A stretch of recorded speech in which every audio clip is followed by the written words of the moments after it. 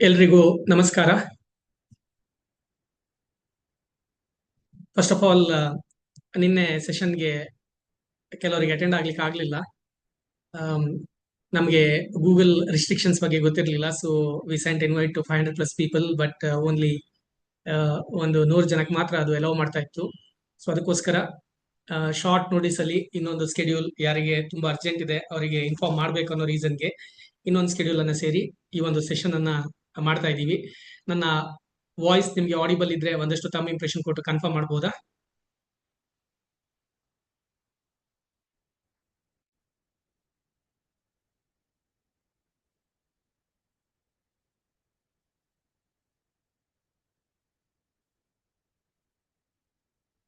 S, okay. Mahesh confirm ಮಾಡ್ತಾ ಇದ್ದಾರೆ. Thank you so much for the confirmation. First of all sorry, ತುಂಬಾ short notice ಅಲ್ಲಿ ಈ ಒಂದು ಮೀಟಿಂಗ್ ಇನ್ವೈಟ್ ಅನ್ನ ಕಳಿಸಿದೀವಿ. ಇನ್ವೈಟ್ ಸಹ ಝೂಮ್ ಅಲ್ಲಿ ಕಳಿಸಿರೋದ್ರಿಂದ ಕೆಲವರಿಗೆ ಗೂಗಲ್ ಕ್ಯಾಲೆಂಡರ್ ಅಲ್ಲಿ ರೆಪ್ಲಿಕ್ ಆಗಿರಲ್ಲ. ಸೊ ಅದರಿಂದನೂ ಕೆಲವಷ್ಟು ಜನ ಮಿಸ್ ಆಗಿರ್ಬೋದು. ಆ, ಸಾಧ್ಯ ಆದಲ್ಲಿ ಇದರ ರೆಕಾರ್ಡಿಂಗ್ ಸೆಷನ್ ಅನ್ನ ನಾವು ನಿಮ್ ಜೊತೆಗೆ ಶೇರ್ ಮಾಡ್ತೀವಿ. ಸೊ ಹಾಗಾಗಿ ಯಾರಿಗೆ ಮಿಸ್ ಆಗಿದೆ ಅವರಿಗೂ ಸಹ ಇದು ರೀಚ್ ಆಗಬೇಕು ಅನ್ನೋದು ಇಂಟೆನ್ಷನ್ ಆಗಿರುತ್ತೆ. ಲೇಬರ್ ಕೋಡ್ಸ್ ಬಂದಾಗ ನಮ್ಮಲ್ಲಿ ಸಾಕಷ್ಟು ಲೈಕ್ ಒಂದೇ ಸಲಕ್ಕೆ ಬಂದ್ಬಿಟ್ಟಿದೆ ಅನ್ನುವಂಥ ಫೀಲಿಂಗ್. 21 ನವೆಂಬರ್ 2025ಕ್ಕೆ ಸಡನ್ ಆಗಿ ಬೆಳಿಗ್ಗೆ ಬಂದು ಲೇಬರ್ ಕೋಡ್ ಬಂದ್ಬಿಟ್ಟಿದೆ ಅನ್ನುವಂಥ ಫೀಲಿಂಗ್ ಸಾಕಷ್ಟು ಜನರಿಗಿದೆ. ಬಟ್ ಇದು ಒಂದೇ ಸಲಕ್ಕೆ ಸಡನ್ ಆಗಿ ಬಂದಿರುವಂತಹ ಲಾ ಅಲ್ಲ. 2019-20 ನಾವು ಯಾವಾಗ ಕೋವಿಡ್ ಅನ್ನ ಪಾಸ್ ಆಗ್ತಿದ್ವಿ, ಅದೇ ಟೈಮ್ ನಲ್ಲಿ ಲೇಬರ್ ಕೋಡ್ಸ್ ಆಕ್ಚುಲಿ ರೆಡಿ ಇದ್ವು. ಓಕೆ, ಫಸ್ಟ್ ಆಫ್ ಆಲ್ ಏನಿದು ಲೇಬರ್ ಕೋಡ್ಸ್ ಅಂತ ಕೇಳಿದ್ರೆ, ಭಾರತದಲ್ಲಿ ಕಾನೂನನ್ನ ನಾವು ಮೂರು ರೀತಿ ನೋಡ್ತೀವಿ. ಕೆಲವಷ್ಟು ಕಾನೂನನ್ನ ಸೆಂಟ್ರಲ್ ಗೌರ್ಮೆಂಟ್ ಮಾಡುತ್ತೆ, ಕೆಲವೊಂದಷ್ಟು ಕಾನೂನುಗಳನ್ನ ಸ್ಟೇಟ್ ಗೌರ್ಮೆಂಟ್ ಮಾಡುತ್ತೆ, ಮತ್ತೆ ಇನ್ನೊಂದಿಷ್ಟು ಕಾನೂನುಗಳನ್ನ ನಾವು ಕನ್ಕರೆಂಟ್ ಲಿಸ್ಟ್ ಅಂತ ಹೇಳ್ತೀವಿ. ಅದನ್ನ ಸೆಂಟ್ರಲ್ ಸಹ ಲಾ ಮಾಡುತ್ತೆ, ಅಥವಾ ಸ್ಟೇಟ್ ಸಹ ಲಾ ಮಾಡುತ್ತೆ, ಅಥವಾ ಸೆಂಟ್ರಲ್ ಒಂದಷ್ಟು ಲಾ ಮತ್ತೆ ರೂಲ್ಸ್ ಅನ್ನ ಮಾಡುತ್ತೆ, ಫರ್ದರ್ ಸ್ಟೇಟ್ ಸಹ ರೂಲ್ಸ್ ಅನ್ನ ಮಾಡುತ್ತೆ. ಈ ರೀತಿ ಇಬ್ಬರಿಗೂ ಸಹ ಅಧಿಕಾರ ಇರುವಂತಹ ಒಂದಷ್ಟು ಕಾನೂನುಗಳು ವಿಭಾಗಗಳಿವೆ. ಅದರಲ್ಲಿ ಲೇಬರ್ ಲಾ ಸಹ ಬರುತ್ತೆ.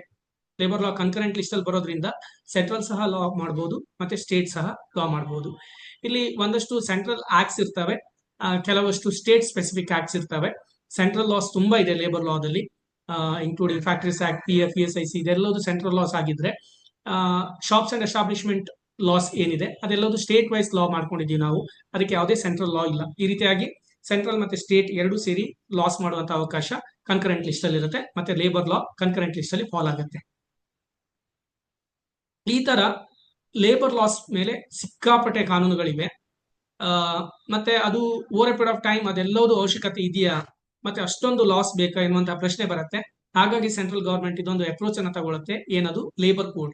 ಈ ಪ್ರಾಜೆಕ್ಟ್ ಅಲ್ಲಿ ಮೊದಲಿಗೆ ಏನ್ ಮಾಡ್ತಾರೆ ಅಂದ್ರೆ 44 ಲಾಸ್ ಗಳನ್ನ ಪಿಕ್ ಮಾಡಿ, ಅದರಲ್ಲಿ ಈಗ ಅವಶ್ಯಕತೆ ಇಲ್ಲ ಎನ್ನುವಂತಹ 15 ಲಾಸ್ ಗಳನ್ನ ಅಬಾಲಿಷ್ ಮಾಡ್ತಾರೆ.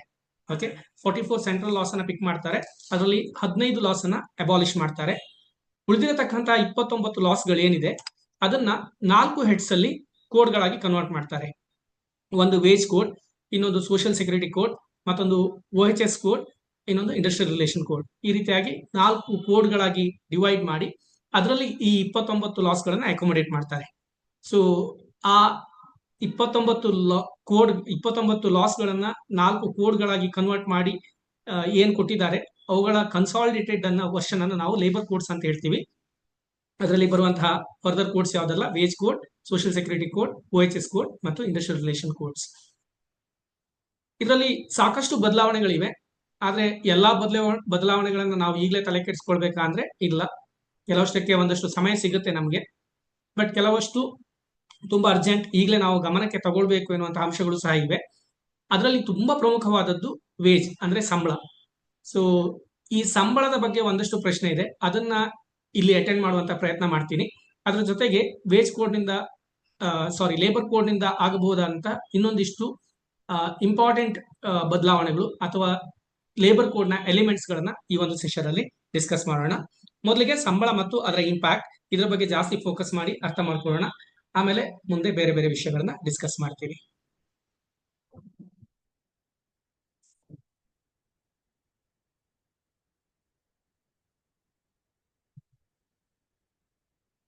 ಓಕೆ, ವೇಜ್ ಅನ್ನೋ ಡೆಫಿನಿಷನ್ ಅನ್ನ ಎರಡು ಪಾರ್ಟ್ಗಳಾಗಿ ಡಿವೈಡ್ ಮಾಡಿದ್ದಾರೆ. ಈ ಸ್ಲೈಡ್ ನಿಮ್ಗೆ ತುಂಬಾ ಕ್ರಿಟಿಕಲ್. ಈ ಸ್ಲೈಡ್ ಮತ್ತೆ ಮುಂದಿನ ಸ್ಲೈಡ್ ಎರಡನ್ನ ನೀವು ತುಂಬಾ ಕ್ಲಿಯರ್ ಆಗಿ ಅರ್ಥ ಮಾಡ್ಕೊಳ್ಬೇಕು. ಯಾಕಂದ್ರೆ ನೀವು HR ಆಗಿದ್ರೆ ಅಥವಾ ಫಿನಾನ್ಸ್ ಆಗಿದ್ರೆ ಆ ನಿಮ್ಮ ಮುಂದೆ ಸಂಬಳದ ಸ್ಟ್ರಕ್ಚರ್ ಹೇಗಿರ್ಬೇಕು ಅನ್ನೋದನ್ನ ಈ ಸ್ಲೈಡ್ ಅಲ್ಲಿ ನೀವು ಅರ್ಥ ಮಾಡ್ಕೊಳ್ತೀರಾ. ಮತ್ತೆ ಸಂಬಳಕ್ಕೆ ಕಂಪ್ಲೈ ಆಗೋದು ತುಂಬಾ ಕ್ರಿಟಿಕಲ್ ಆಸ್ಪೆಕ್ಟ್ ಆಗಿರೋದ್ರಿಂದ ಈ ಸ್ಲೈಡ್ ಅನ್ನ ಅರ್ಥ ಮಾಡ್ಕೊಳ್ಳೋದು ಅಷ್ಟೇ ಪ್ರಮುಖ ಆಗುತ್ತೆ. ಯಾಕಂದ್ರೆ ಈ ಸ್ಲೈಡ್ ಅನ್ನ ನೀವು ಎಷ್ಟು ಅರ್ಥ ಮಾಡ್ಕೊಳ್ತೀರಾ ಅದ್ರ ಬೇಸ್ ಮೇಲೆ ನಿಮ್ಮ ಎಂಪ್ಲಾಯರ್ ಕಾಸ್ಟ್ ಸಹ ಇಂಪ್ಯಾಕ್ಟ್ ಒಳಗಾಗುತ್ತೆ, ಪರಿಣಾಮಕ್ಕೆ ಒಳಗಾಗುತ್ತೆ. ಹಾಗಾಗಿ ನೀವು ಇದನ್ನ ಕ್ಲಿಯರ್ ಆಗಿ ಅರ್ಥ ಮಾಡ್ಕೊಳ್ಬೇಕು. ವೇಜನ ಎರಡು ಭಾಗವಾಗಿ ವಿಂಗಡಿಸಿದ್ದಾರೆ. ನಾನಿಲ್ಲಿ 3 ಭಾಗ ಮಾಡಿದ್ದೀನಿ. ಅದನ್ನ ಈ ರೀತಿ ನೋಡಿ, ಎ ಎನ್ನುವಂತಹ ಭಾಗ ಮತ್ತು ಬಿ ಎನ್ನುವಂತಹ ಬಿ ಮತ್ತು ಸಿ ಇದೆಯಲ್ವಾ, ಅದೆರಡನ್ನ ಎರಡನೇ ಭಾಗವಾಗಿ ಅರ್ಥ ಮಾಡ್ಕೊಳ್ಳಿ. ನಾನು ಯಾಕೆ 3 ಭಾಗ ಮಾಡಿದ್ದೇನೆ ಅದು ಆಮೇಲೆ ಹೇಳ್ತೇನೆ. But for now there are 2 parts, ಒಂದು ಎ, ಇನ್ನೊಂದು ಬಿ ಮತ್ತು ಸಿ. ಓಕೆ, ಎ ಅಲ್ಲಿ ಏನ್ ಹೇಳ್ತಾರೆ, ವೇಜ್ ಇನ್ಕ್ಲೂಡ್ಸ್ ಅಂದ್ರೆ ಸಂಬಳ ಅಂದ್ರೆ ಅದರಲ್ಲಿ ಏನೆಲ್ಲ ಇನ್ಕ್ಲೂಡ್ ಆಗಿದೆ ಅನ್ನೋದನ್ನ ಎ ಅಲ್ಲಿ ಹೇಳ್ತಾರೆ. ಏನೆಲ್ಲ ಇನ್ಕ್ಲೂಡ್ ಆಗಿದೆ ಸಂಬಳದಲ್ಲಿ? ಬೇಸಿಕ್, DA ಮತ್ತು ರಿಟೈನಿಂಗ್ ಅಲವೆನ್ಸ್. ಕೇವಲ 3 ಅಂಶಗಳು ಮಾತ್ರ ಸಂಬಳದಲ್ಲಿ ಇನ್ಕ್ಲೂಡ್ ಆಗಿದಾವೆ. ನಂತರ ಹೇಳ್ತಾರೆ ಸಂಬಳದಲ್ಲಿ ಯಾವುದು ಇನ್ಕ್ಲೂಡ್ ಆಗಿಲ್ಲ, ಎಕ್ಸ್ಕ್ಲೂಡ್ ಆಗಿರೋದು ಯಾವುದು ಅಂತ ಹೇಳ್ತಾರೆ. ಈ ಎರಡು ಬಕೆಟ್ ಅಲ್ಲಿ ಇರುವಂತಹ ಅಂಶಗಳು ಎಕ್ಸ್ಕ್ಲೂಡ್ ಆಗಿರುವಂತದ್ದು. ಯಾವ್ದೆಲ್ಲ ಎಕ್ಸ್ಕ್ಲೂಡ್ ಆಗಿದೆ? ಸ್ಟ್ಯಾಟ್ಯುಟರಿ ಬೋನಸ್ ಏನ್ ಕೊಡ್ತೀರಲ್ವಾ ನೀವು, ಬೋನಸ್ ಆಕ್ಟ್ ಅಲ್ಲಿ ಸ್ಟ್ಯಾಟ್ಯುಟರಿ ಬೋನಸ್ ಏನ್ ಪೇ ಮಾಡ್ತೀರಿ ಅದು ಸಂಬಳ ಅಲ್ಲ. ಹೌಸ್ ಅಕೊಮಡೇಷನ್ ಆರ್ ಎಮ್ಯುನಿಟೀಸ್, ನೀವೇನಾದ್ರೂ ಕಂಪನಿಯಿಂದನೇ ಅಕೊಮಡೇಷನ್ ಕೊಟ್ಟಿದ್ದಿದ್ರೆ ಅದಕ್ಕೆ ಸಂಬಂಧಪಟ್ಟಂತಹ ಎಲೆಕ್ಟ್ರಿಸಿಟಿ ಬಿಲ್, ವಾಟರ್ ಬಿಲ್, ಅದನ್ನೆಲ್ಲ ಅಮ್ಯುನಿಟೀಸ್ ಅಂತ ಕರಿತೀವಿ. ಅಂತದ್ದೇನಾದ್ರೂ ಪೇ ಮಾಡ್ತಾ ಇದ್ರೆ ಅವುಗಳು ಸಂಬಳ ಅಲ್ಲ ಅಂತ ಹೇಳ್ತಾರೆ. PF ಮತ್ತು ಪೆನ್ಷನ್, ಎಂಪ್ಲಾಯರ್ ಕಾಂಟ್ರಿಬ್ಯೂಷನ್ ಏನಿದೆ, PF, ಪೆನ್ಷನ್ ಮತ್ತೆ interest. I don't know interest ಅನ್ನ ಹೇಗೆ ಕ್ಯಾಲ್ಕುಲೇಟ್ ಮಾಡಿ ತಗೊಳ್ತೀವಿ, ನಂಗೆ ಅರ್ಥ ಆಗಲ್ಲ. ಬಟ್ ಎನಿಯೋ ಅದನ್ನು ಮೆನ್ಷನ್ ಮಾಡಿದ್ದಾರೆ. PF, ಪೆನ್ಷನ್ ಮತ್ತೆ interest to the extent of employer contribution ಏನಿದೆ ಅದು ಸಹ ಸಂಬಳ ಅಲ್ಲ ಅಂತ ಹೇಳ್ತಾರೆ. ಟ್ರಾವೆಲಿಂಗ್ ಅಲವೆನ್ಸ್, ಕನ್ವೇನ್ಸ್ ಅಲವೆನ್ಸ್ ಏನ್ ಕೊಡ್ತೀರಲ್ವಾ ಅದು ಸಹ ಸಂಬಳ ಅಲ್ಲ ಅಂತ ಹೇಳ್ತಾರೆ. ಇನ್ನೇನಾದ್ರೂ ಫ್ಲೆಕ್ಸಿ ಬೆನಿಫಿಟ್ಸ್ ಕೊಟ್ಟಿದ್ದಿದ್ರೆ ಅದು ಸಹ ಸಂಬಳ ಅಲ್ಲ ಅಂತ ಹೇಳ್ತಾರೆ. ಎಂಪ್ಲಾಯಿ ಓವರ್ ಟೈಮ್ ಮಾಡಿ ಅರ್ನ್ ಮಾಡಿದ್ರೆ ಅದು ಸಹ ಸಂಬಳ ಅಲ್ಲ ಅಂತ ಹೇಳ್ತಾರೆ. ಎಂಪ್ಲಾಯಿಗೆ ಏನಾದ್ರೂ ಕಮಿಷನ್ ಅನ್ನ ಪೇ ಮಾಡಿದ್ರೆ ಅದು ಸಹ ಸಂಬಳ ಅಲ್ಲ ಅಂತ ಹೇಳ್ತಾರೆ. ಇನ್ನು ತುಂಬಾ ಇಂಪಾರ್ಟೆಂಟ್ ಕಾಂಪೊನೆಂಟ್ HRA. ನಿಮ್ಮೆಲ್ಲರ ಸ್ಯಾಲರಿ ಸ್ಟ್ರಕ್ಚರ್ ಅಲ್ಲಿ ಇರುವಂತಹ ಒಂದು ಅಂಶ HRA. ಅದನ್ನ ಫೋಕಸ್ ಆಗಿ ಹಾಕಿದ್ದೀನಿ, ಏನಕ್ಕಂದ್ರೆ ಅದು ತುಂಬಾ ಕ್ರಿಟಿಕಲ್ ಮತ್ತೆ ನಿಮ್ಮ ವೇಜ್ ಸ್ಟ್ರಕ್ಚರ್ ಅಲ್ಲಿ ಯಾವತ್ತೂ ಇದ್ದೇ ಇರುತ್ತೆ. ಸೊ ಹಾಗಾಗಿ HRA ನ ತುಂಬಾ ಸ್ಪೆಷಲ್ ಆಗಿ ಹೈಲೈಟ್ ಮಾಡಿದ್ದೀನಿ. ಈ HRA ಸಹ ಸಂಬಳ ಅಲ್ಲ ಅಂತ ಹೇಳ್ತಾರೆ. ಆಮೇಲೆ ಎಂಪ್ಲಾಯಿ ಬಿಟ್ಟು ಹೋಗುವಾಗ ಏನೆಲ್ಲ ಪೇ ಮಾಡ್ತೀವಲ್ಲ ನಾವು, ಗ್ರಾಚ್ಯುಯಿಟಿ ಪೇ ಮಾಡುವಂಥದ್ದು ಇರ್ಬೋದು, ಅಥವಾ ಏನಾದ್ರು ರಿಟ್ರೆನ್ಚ್ಮೆಂಟ್ ಬೆನಿಫಿಟ್ ಅನ್ನ ಕೊಡ್ತೀವಿ ಅಂತ ಹೇಳಿದ್ರೆ ID ಆಕ್ಟ್ ಅಂಡರ್ ಅಲ್ಲಿ ಅದನ್ನ ಇರ್ಬೋದು, ಅಥವಾ ಏನಾದ್ರು ರಿಟೈರ್ಮೆಂಟ್ ಬೆನಿಫಿಟ್ಸ್ ಲೈಕ್ ನಿಮ್ದು ಸೂಪರ್ ಆನ್ಯುವೇಷನ್ ಏನಾದ್ರು ಇದೆ, ಕೆಲಸ ಬಿಟ್ಟು ಹೋಗುವಾಗ ಏನಾದ್ರು ಬೆನಿಫಿಟ್ ಕೊಡ್ತಾ ಇದ್ರ ಅಂತ ಹೇಳಿದ್ರೆ ಅಂತಹ ಅಂಶಗಳನ್ನ ಸಹ ಸಂಬಳದಲ್ಲಿ ಇನ್ಕ್ಲೂಡ್ ಆಗಲ್ಲ ಅಂತ ಹೇಳ್ತಾರೆ. ಸೊ ಇದಿಷ್ಟು ಅಂಶಗಳು ಸಂಬಳದಲ್ಲಿ ಇನ್ಕ್ಲೂಡ್ ಆಗಲ್ಲ. ಸೊ ಇಷ್ಟು ದಿನ ನಾವು ಸ್ಯಾಲರಿ ಅಂತ ಹೇಳಿದ್ರೆ ಬೇಸಿಕ್ ಪ್ಲಸ್ DA, HRA, ಅದರ ಅಲವೆನ್ಸ್, ಸ್ಪೆಷಲ್ ಅಲವೆನ್ಸ್ ಆ ತರ ನೋಡ್ತಾ ಇದ್ವಿ. ಒಂದು ಗ್ರಾಸ್ ಸ್ಯಾಲರಿ ಅಂತ ಇಡ್ತಿದ್ವಿ, ಇನ್ನೊಂದ್ ಸೈಡ್ ಅಲ್ಲಿ ಡಿಡಕ್ಷನ್ಸ್ ಅಂತ ನೋಡ್ತಾ ಇದ್ವಿ. ಬಟ್ ಈಗ ಹಾಗಲ್ಲ, ಸಂಬಳವನ್ನ ನೋಡುವ ಒಂದು ಪರಿಮಿತಿಯೇ ಚೇಂಜ್ ಆಗಿದೆ. ಮೊದಲು ನಾವು ಸಂಬಳದಲ್ಲಿ ಏನಿದೆ ಅಂತ ಅರ್ಥ ಮಾಡ್ಕೊಳ್ಬೇಕು, ಆಮೇಲೆ ಏನಿಲ್ಲ ಅಂತ ಅರ್ಥ ಮಾಡ್ಕೊಳ್ಬೇಕು. ಓಕೆ, ಏನಿದೆ ನಮ್ಗೆ ಗೊತ್ತಾಯ್ತು, ಬೇಸಿಕ್ ಪ್ಲಸ್ DA ಮತ್ತು ರಿಟೈನಿಂಗ್ ಅಲವೆನ್ಸ್ ಇದೆ ಅಂತ ಗೊತ್ತಾಯ್ತು. ಏನಿಲ್ಲ ನಮ್ಗೆ ಗೊತ್ತಾಯ್ತು, statutory bonus, house accommodation or amenities like electricity bill, water bill ಏನಾದ್ರು ಕಟ್ಟಿದ್ರೆ ಇಲ್ಲ ಅಂತ ಗೊತ್ತಾಯ್ತು. PF ಮತ್ತೆ ಪೆನ್ಷನ್ ಕಾಂಟ್ರಿಬ್ಯೂಷನ್, ಎಂಪ್ಲಾಯರ್ ಕಾಂಟ್ರಿಬ್ಯೂಷನ್ ಏನಿದೆ ಅಲ್ವಾ ಅದು ಇಲ್ಲ ಅಂತ ಗೊತ್ತಾಯ್ತು. Travelling allowance, conveyance allowance, flexi benefits, over time, commission ಅದ್ಯಾವುದು ಇಲ್ಲ ಅಂತ ಗೊತ್ತಾಯ್ತು. HRA ಕಾಂಪೊನೆಂಟ್ ಏನು ನಾವು ಸಂಬಳದಲ್ಲಿ ಒಂದು ಸ್ಟ್ರಕ್ಚರ್ ಹಾಕೊಂಡಿರ್ತೀವಿ ಅದು ಸಹ ವೇಜ್ ಅಲ್ಲ, ಸಂಬಳ ಅಲ್ಲ ಅಂತ ಗೊತ್ತಾಯ್ತು. ಅದೇ ರೀತಿ ಎಂಪ್ಲಾಯಿ ಬಿಟ್ಟು ಹೋಗುವಾಗ ಯಾವ್ದೆಲ್ಲ ಅವನಿಗೆ ನಾವು ರಿಟೈರ್ ಬೆನಿಫಿಟ್ಸ್ ಕೊಡ್ತೀವಿ, ಅಂದ್ರೆ ಗ್ರಾಚ್ಯುಯಿಟಿ ಇರ್ಬೋದು, ರಿಟ್ರೆನ್ಚ್ಮೆಂಟ್ ಇರ್ಬೋದು, ಅಥವಾ ಇನ್ಯಾವುದೋ ಸೂಪರ್ ಅನ್ಯೂಷನ್ ರೀತಿ ಯಾವ್ದಾದ್ರು ಬೆನಿಫಿಟ್ ಕೊಟ್ಟಿದ್ರೆ ಅದು ಇಲ್ಲ ಅಂತ ಗೊತ್ತಾಯ್ತು. ಸೊ ಇದೆ ಮತ್ತೆ ಇಲ್ಲ. ಈಗ ಇವುಗಳನ್ನ ಯಾಕೆ ನಾನು ಸಪರೇಟ್ ಮಾಡಿದ್ದೀನಿ ಅಂತ ಹೇಳಿದ್ರೆ, ನಿಮ್ಮ ವೇಜ್ ಇನ್ಕ್ಲೂಡ್ಸ್ ಮತ್ತೆ ವೇಜ್ ಎಕ್ಸ್ಕ್ಲೂಡ್ಸ್. ಇಲ್ಲಿ ನಾನು 2 ಬಕೆಟ್ ಏನಕ್ಕೆ ಮಾಡಿದೆ ಅಂತ ಹೇಳಿದ್ರೆ, ಒಂದು ಪ್ರಾವಿಸೋ ಕೊಟ್ಟಿದ್ದಾರೆ, ಇದೆಷ್ಟನ್ನ ಹೇಳ್ತಾರೆ ಮೊದಲು ವೇಜ್ ಅಲ್ಲಿ ಏನ್ ಇನ್ಕ್ಲೂಡ್ ಆಗಿದೆ ಮತ್ತೆ ವೇಜ್ ಅಲ್ಲಿ ಏನ್ ಎಕ್ಸ್ಕ್ಲೂಡ್ ಆಗಿದೆ ಅಂತ ಹೇಳಿ ಆದ ನಂತರ ಒಂದು ಪ್ರಾವಿಸೋ ಕೊಟ್ಟಿದ್ದಾರೆ. ಮತ್ತೆ ಪ್ರಾವಿಸೋದಲ್ಲಿ ಹೇಳ್ತಾರೆ A to I ಎಕ್ಸ್ಕ್ಲೂಡ್ ಏನಿದೆ ಅಲ್ವಾ, A to I ಅಂತ ಹೇಳಿದ್ರೆ ಈ ಎಕ್ಸ್ಕ್ಲೂಡ್ ಅಲ್ಲಿ ಎ ಟು ಕೆ ತನಕ ಇದೆ, ಅದರಲ್ಲಿ ಎ ಟು ಐ ಈ ಬಕೆಟ್ ಅಲ್ಲಿ ಕವರ್ ಮಾಡಿದ್ದೀನಿ ನಾನು. ಜೆ ಅಂಡ್ ಕೆ ಗ್ರಾಚ್ಯುಟಿ ಮತ್ತೆ ರಿಟ್ರೆಂಚ್ಮೆಂಟ್ ಇಲ್ಲಿ ಕವರ್ ಮಾಡಿದ್ದೀನಿ.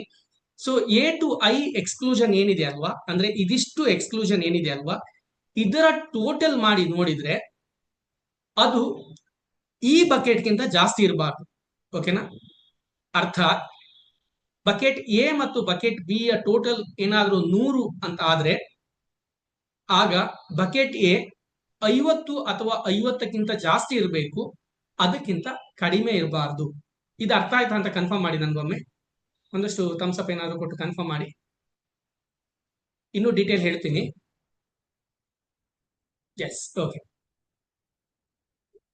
ಸೊ ಇಲ್ಲಿ ಬಕೆಟ್ ಎ ಅಲ್ಲಿ ವೇಜ್ ಅಲ್ಲಿ ಏನ್ ಇನ್ಕ್ಲೂಡ್ ಆಗುತ್ತೆ ಅಂತ ಹೇಳ್ತಾರೆ, ಬಕೆಟ್ ಬಿ ಅಲ್ಲಿ ಏನ್ ಎಕ್ಸ್ಕ್ಲೂಡ್ ಆಗುತ್ತೆ ಅಂತ ಹೇಳ್ತಾರೆ, ಮತ್ತೆ ಬಕೆಟ್ ಎ ಮತ್ತು ಬಕೆಟ್ ಬಿ ಯ ಟೋಟಲ್ ಅನ್ನ ತೆಗೆದ್ರೆ ಆಗ ಬಕೆಟ್ ಎ ಅಂದ್ರೆ ವೇಜ್ ಅಲ್ಲಿ ಏನ್ ಇನ್ಕ್ಲೂಡ್ ಆಗಿದೆ ಅಲ್ವಾ, ಅದು 50 ಅಥವಾ 50ಕ್ಕಿಂತ ಜಾಸ್ತಿ ಇರಬೇಕು. ಅಂದ್ರೆ ಎ ಮತ್ತು ಬಿ ಅನ್ನ ಕಂಪೇರ್ ಮಾಡಿದ್ರೆ ನೀವು ಎ ಬಕೆಟ್ ಇದೆಯಲ್ವಾ, ಅದು ಬಿ ಬಕೆಟ್ಗಿಂತ ಡೆಫಿನೆಟ್ಲಿ ದೊಡ್ಡದಾಗಿರ್ಬೇಕು ಅಥವಾ 50 ಅಥವಾ 50ಕ್ಕಿಂತ ಹೆಚ್ಚು ಇರಬೇಕು ಅನ್ನೋದನ್ನ ಪ್ರಾವಿಸೋದಲ್ಲಿ ಹೇಳ್ತಾರೆ. ಇದಿಷ್ಟು ನಿಮಗೆ ಬೇಸ್ ಎಕ್ಸ್ಪ್ಲನೇಷನ್. ಈಗ ಇಲ್ಲಿಗೆ ಬರೋಣ, ರಿಟೈನಿಂಗ್ ಅಲವೆನ್ಸ್ ಬರೋಣ. ನಾವೆಲ್ಲರೂ ವೇಜ್ ಸ್ಟ್ರಕ್ಚರ್ ಅನ್ನು ನೋಡಿದಾಗ ಈ ರಿಟೈನಿಂಗ್ ಅಲವೆನ್ಸ್ ಅಂತ ಎಷ್ಟು ಕಂಪನಿಯಲ್ಲಿ ಇದೆ? ಪ್ರಾಯಶಃ ಯಾವ ಕಂಪನಿಯಲ್ಲೂ ಸಹ ರಿಟೈನಿಂಗ್ ಅಲವೆನ್ಸ್ ಅಂತ ಒಂದು ಸ್ಪೆಸಿಫಿಕ್ ಅಲವೆನ್ಸ್ ಇಲ್ಲ. ಸೊ ಹಾಗಾಗಿ ನಾವೇನ್ ಅನ್ಕೊಳ್ತೀವಿ, ಓ ಹೊಸ ವೇಜ್ ಕೋಡ್ ಪ್ರಕಾರ ಬೇಸಿಕ್ ಪ್ಲಸ್ ಟಿ ಎ 50% ಇರಬೇಕು ಅನ್ನೋದೊಂದು ಕಾಮನ್ ಆಗಿ ಡಿಸ್ಕಸ್ ಆಗ್ತಿರುವಂತಹ ಟಾಪಿಕ್. ಅಂದ್ರೆ ಅದೇ ಎರಡು ಬಕೆಟ್ ನೀವು ಕಂಪೇರ್ ಮಾಡಿದ್ರೆ ಇದು 50% ಇರಬೇಕು ಅನ್ನೋದು ಒಂದು ಕಂಪ್ಯಾರಿಸನ್. ಎಲ್ಲರೂ ಅರ್ಥ ಮಾಡ್ಕೊಂಡಿರೋದು ಬೇಸಿಕ್ ಪ್ಲಸ್ ಟಿ ಎ 50% ಇರಬೇಕು ಅಂತ. ಎಲ್ಲರೂ ರಿಟೈನಿಂಗ್ ಅಲವೆನ್ಸ್ ಅನ್ನ ಮರ್ತೋಗ್ಬಿಟ್ಟಿದ್ದಾರೆ, ಅಥವಾ ರಿಟೈನಿಂಗ್ ಅಲವೆನ್ಸ್ ಅಂದ್ರೆ ಏನು ಎನ್ನುವಂತ ಕ್ಲಾರಿಟಿ ಸುಮಾರಷ್ಟು ಜನರಿಗಿಲ್ಲ. ಅದನ್ನ ಅರ್ಥ ಮಾಡ್ಕೊಳ್ಳೋದಕ್ಕೆ ಟ್ರೈ ಮಾಡೋಣ. ಈ ರಿಟೈನಿಂಗ್ ಅಲವೆನ್ಸ್ ಅನ್ನುವಂತಹ ಒಂದು ಅಲವೆನ್ಸ್ ಇದೆಯಲ್ವಾ, ಅದು ಸುಮ್ಮನೆ ಫ್ಯಾನ್ಸಿ ಅಲವೆನ್ಸ್ ಈ ಒಂದು ಲಾದಲ್ಲಿ ಆಡ್ ಮಾಡಿರುವಂತದಲ್ಲ. ರಿಟೈನಿಂಗ್ ಅಲವೆನ್ಸ್ ಅನ್ನೋದು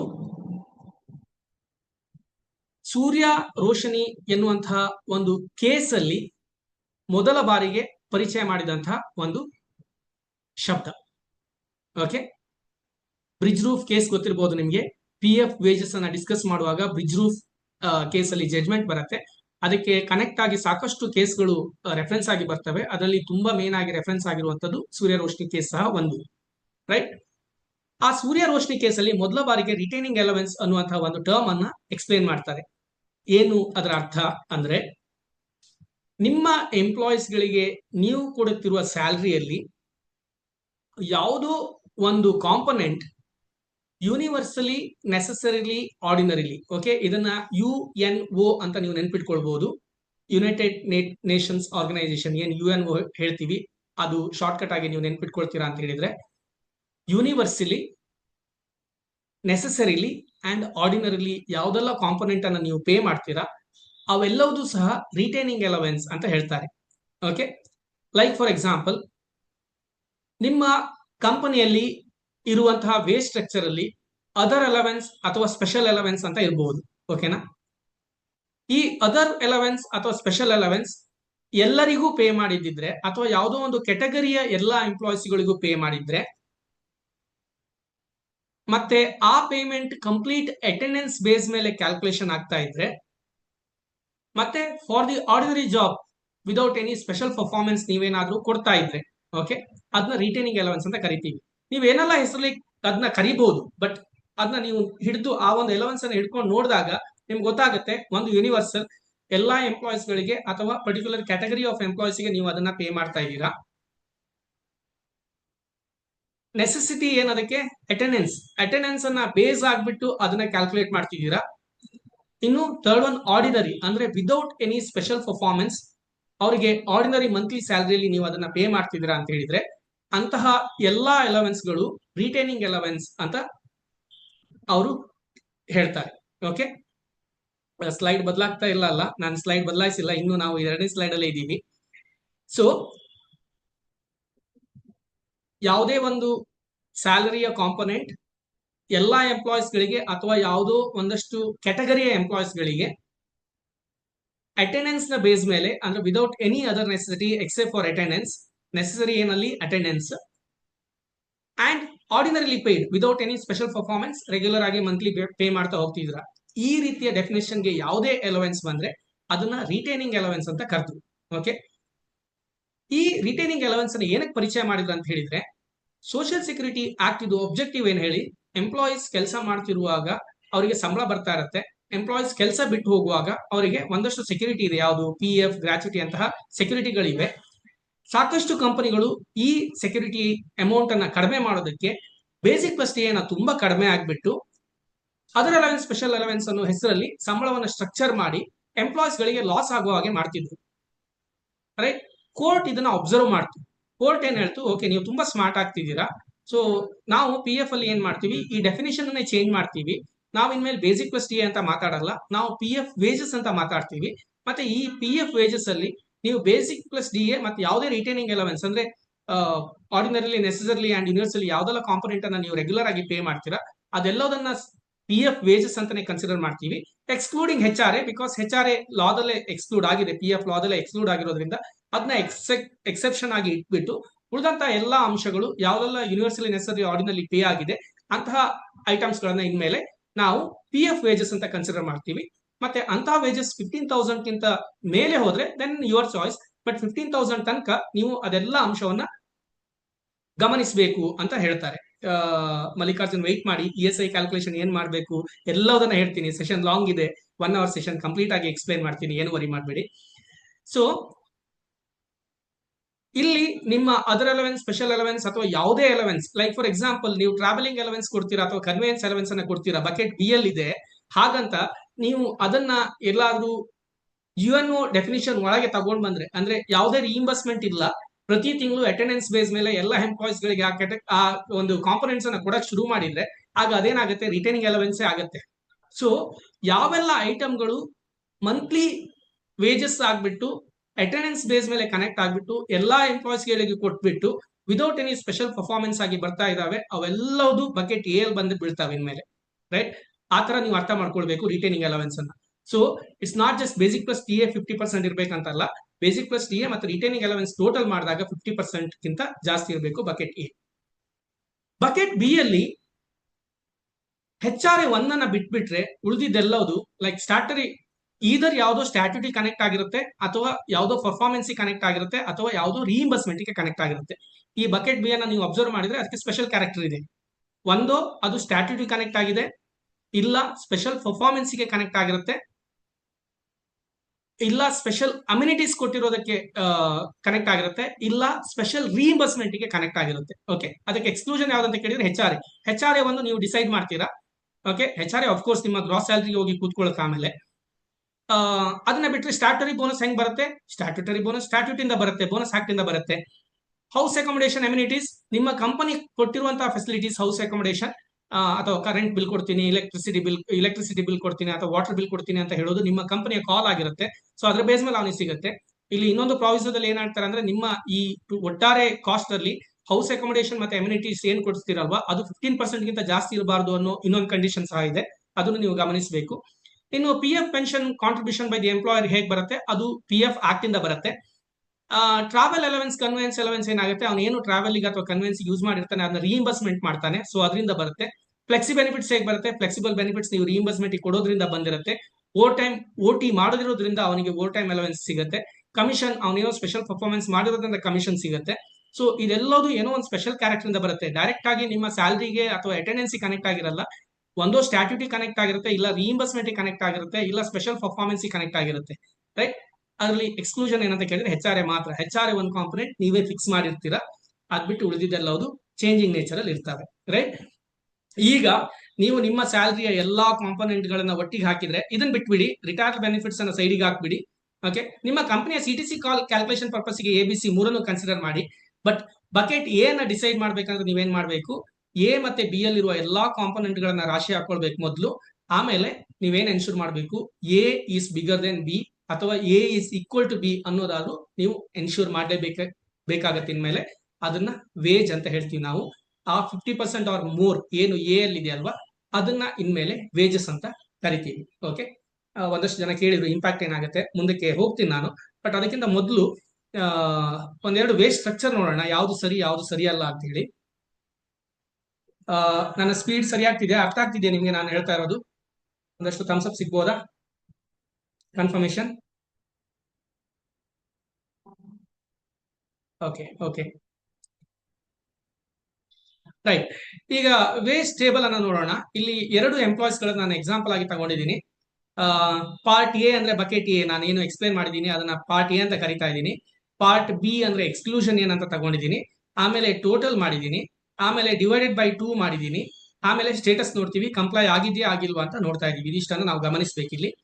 ಪಾರ್ಟ್ ಎ ಅಲ್ಲಿ ಎಂಪ್ಲಾಯಿ ಎಗೆ ಏನೆಲ್ಲ ಕೊಟ್ಟಿದ್ದೀವಿ, basic plus D A plus retaining allowance. Retaining allowance ಬೇರೆ ಬೇರೆ ಹೆಸರಲ್ಲಿ ಕೊಡ್ತಾರೆ ಕಂಪನಿಯವರು, ಅದರ ಅಲವೆನ್ಸ್ ಸ್ಪೆಷಲ್ ಅಲವೆನ್ಸ್ ಯಾವುದೋ ಹೆಸರಲ್ಲಿ ಕೊಟ್ಟಿರಬಹುದು.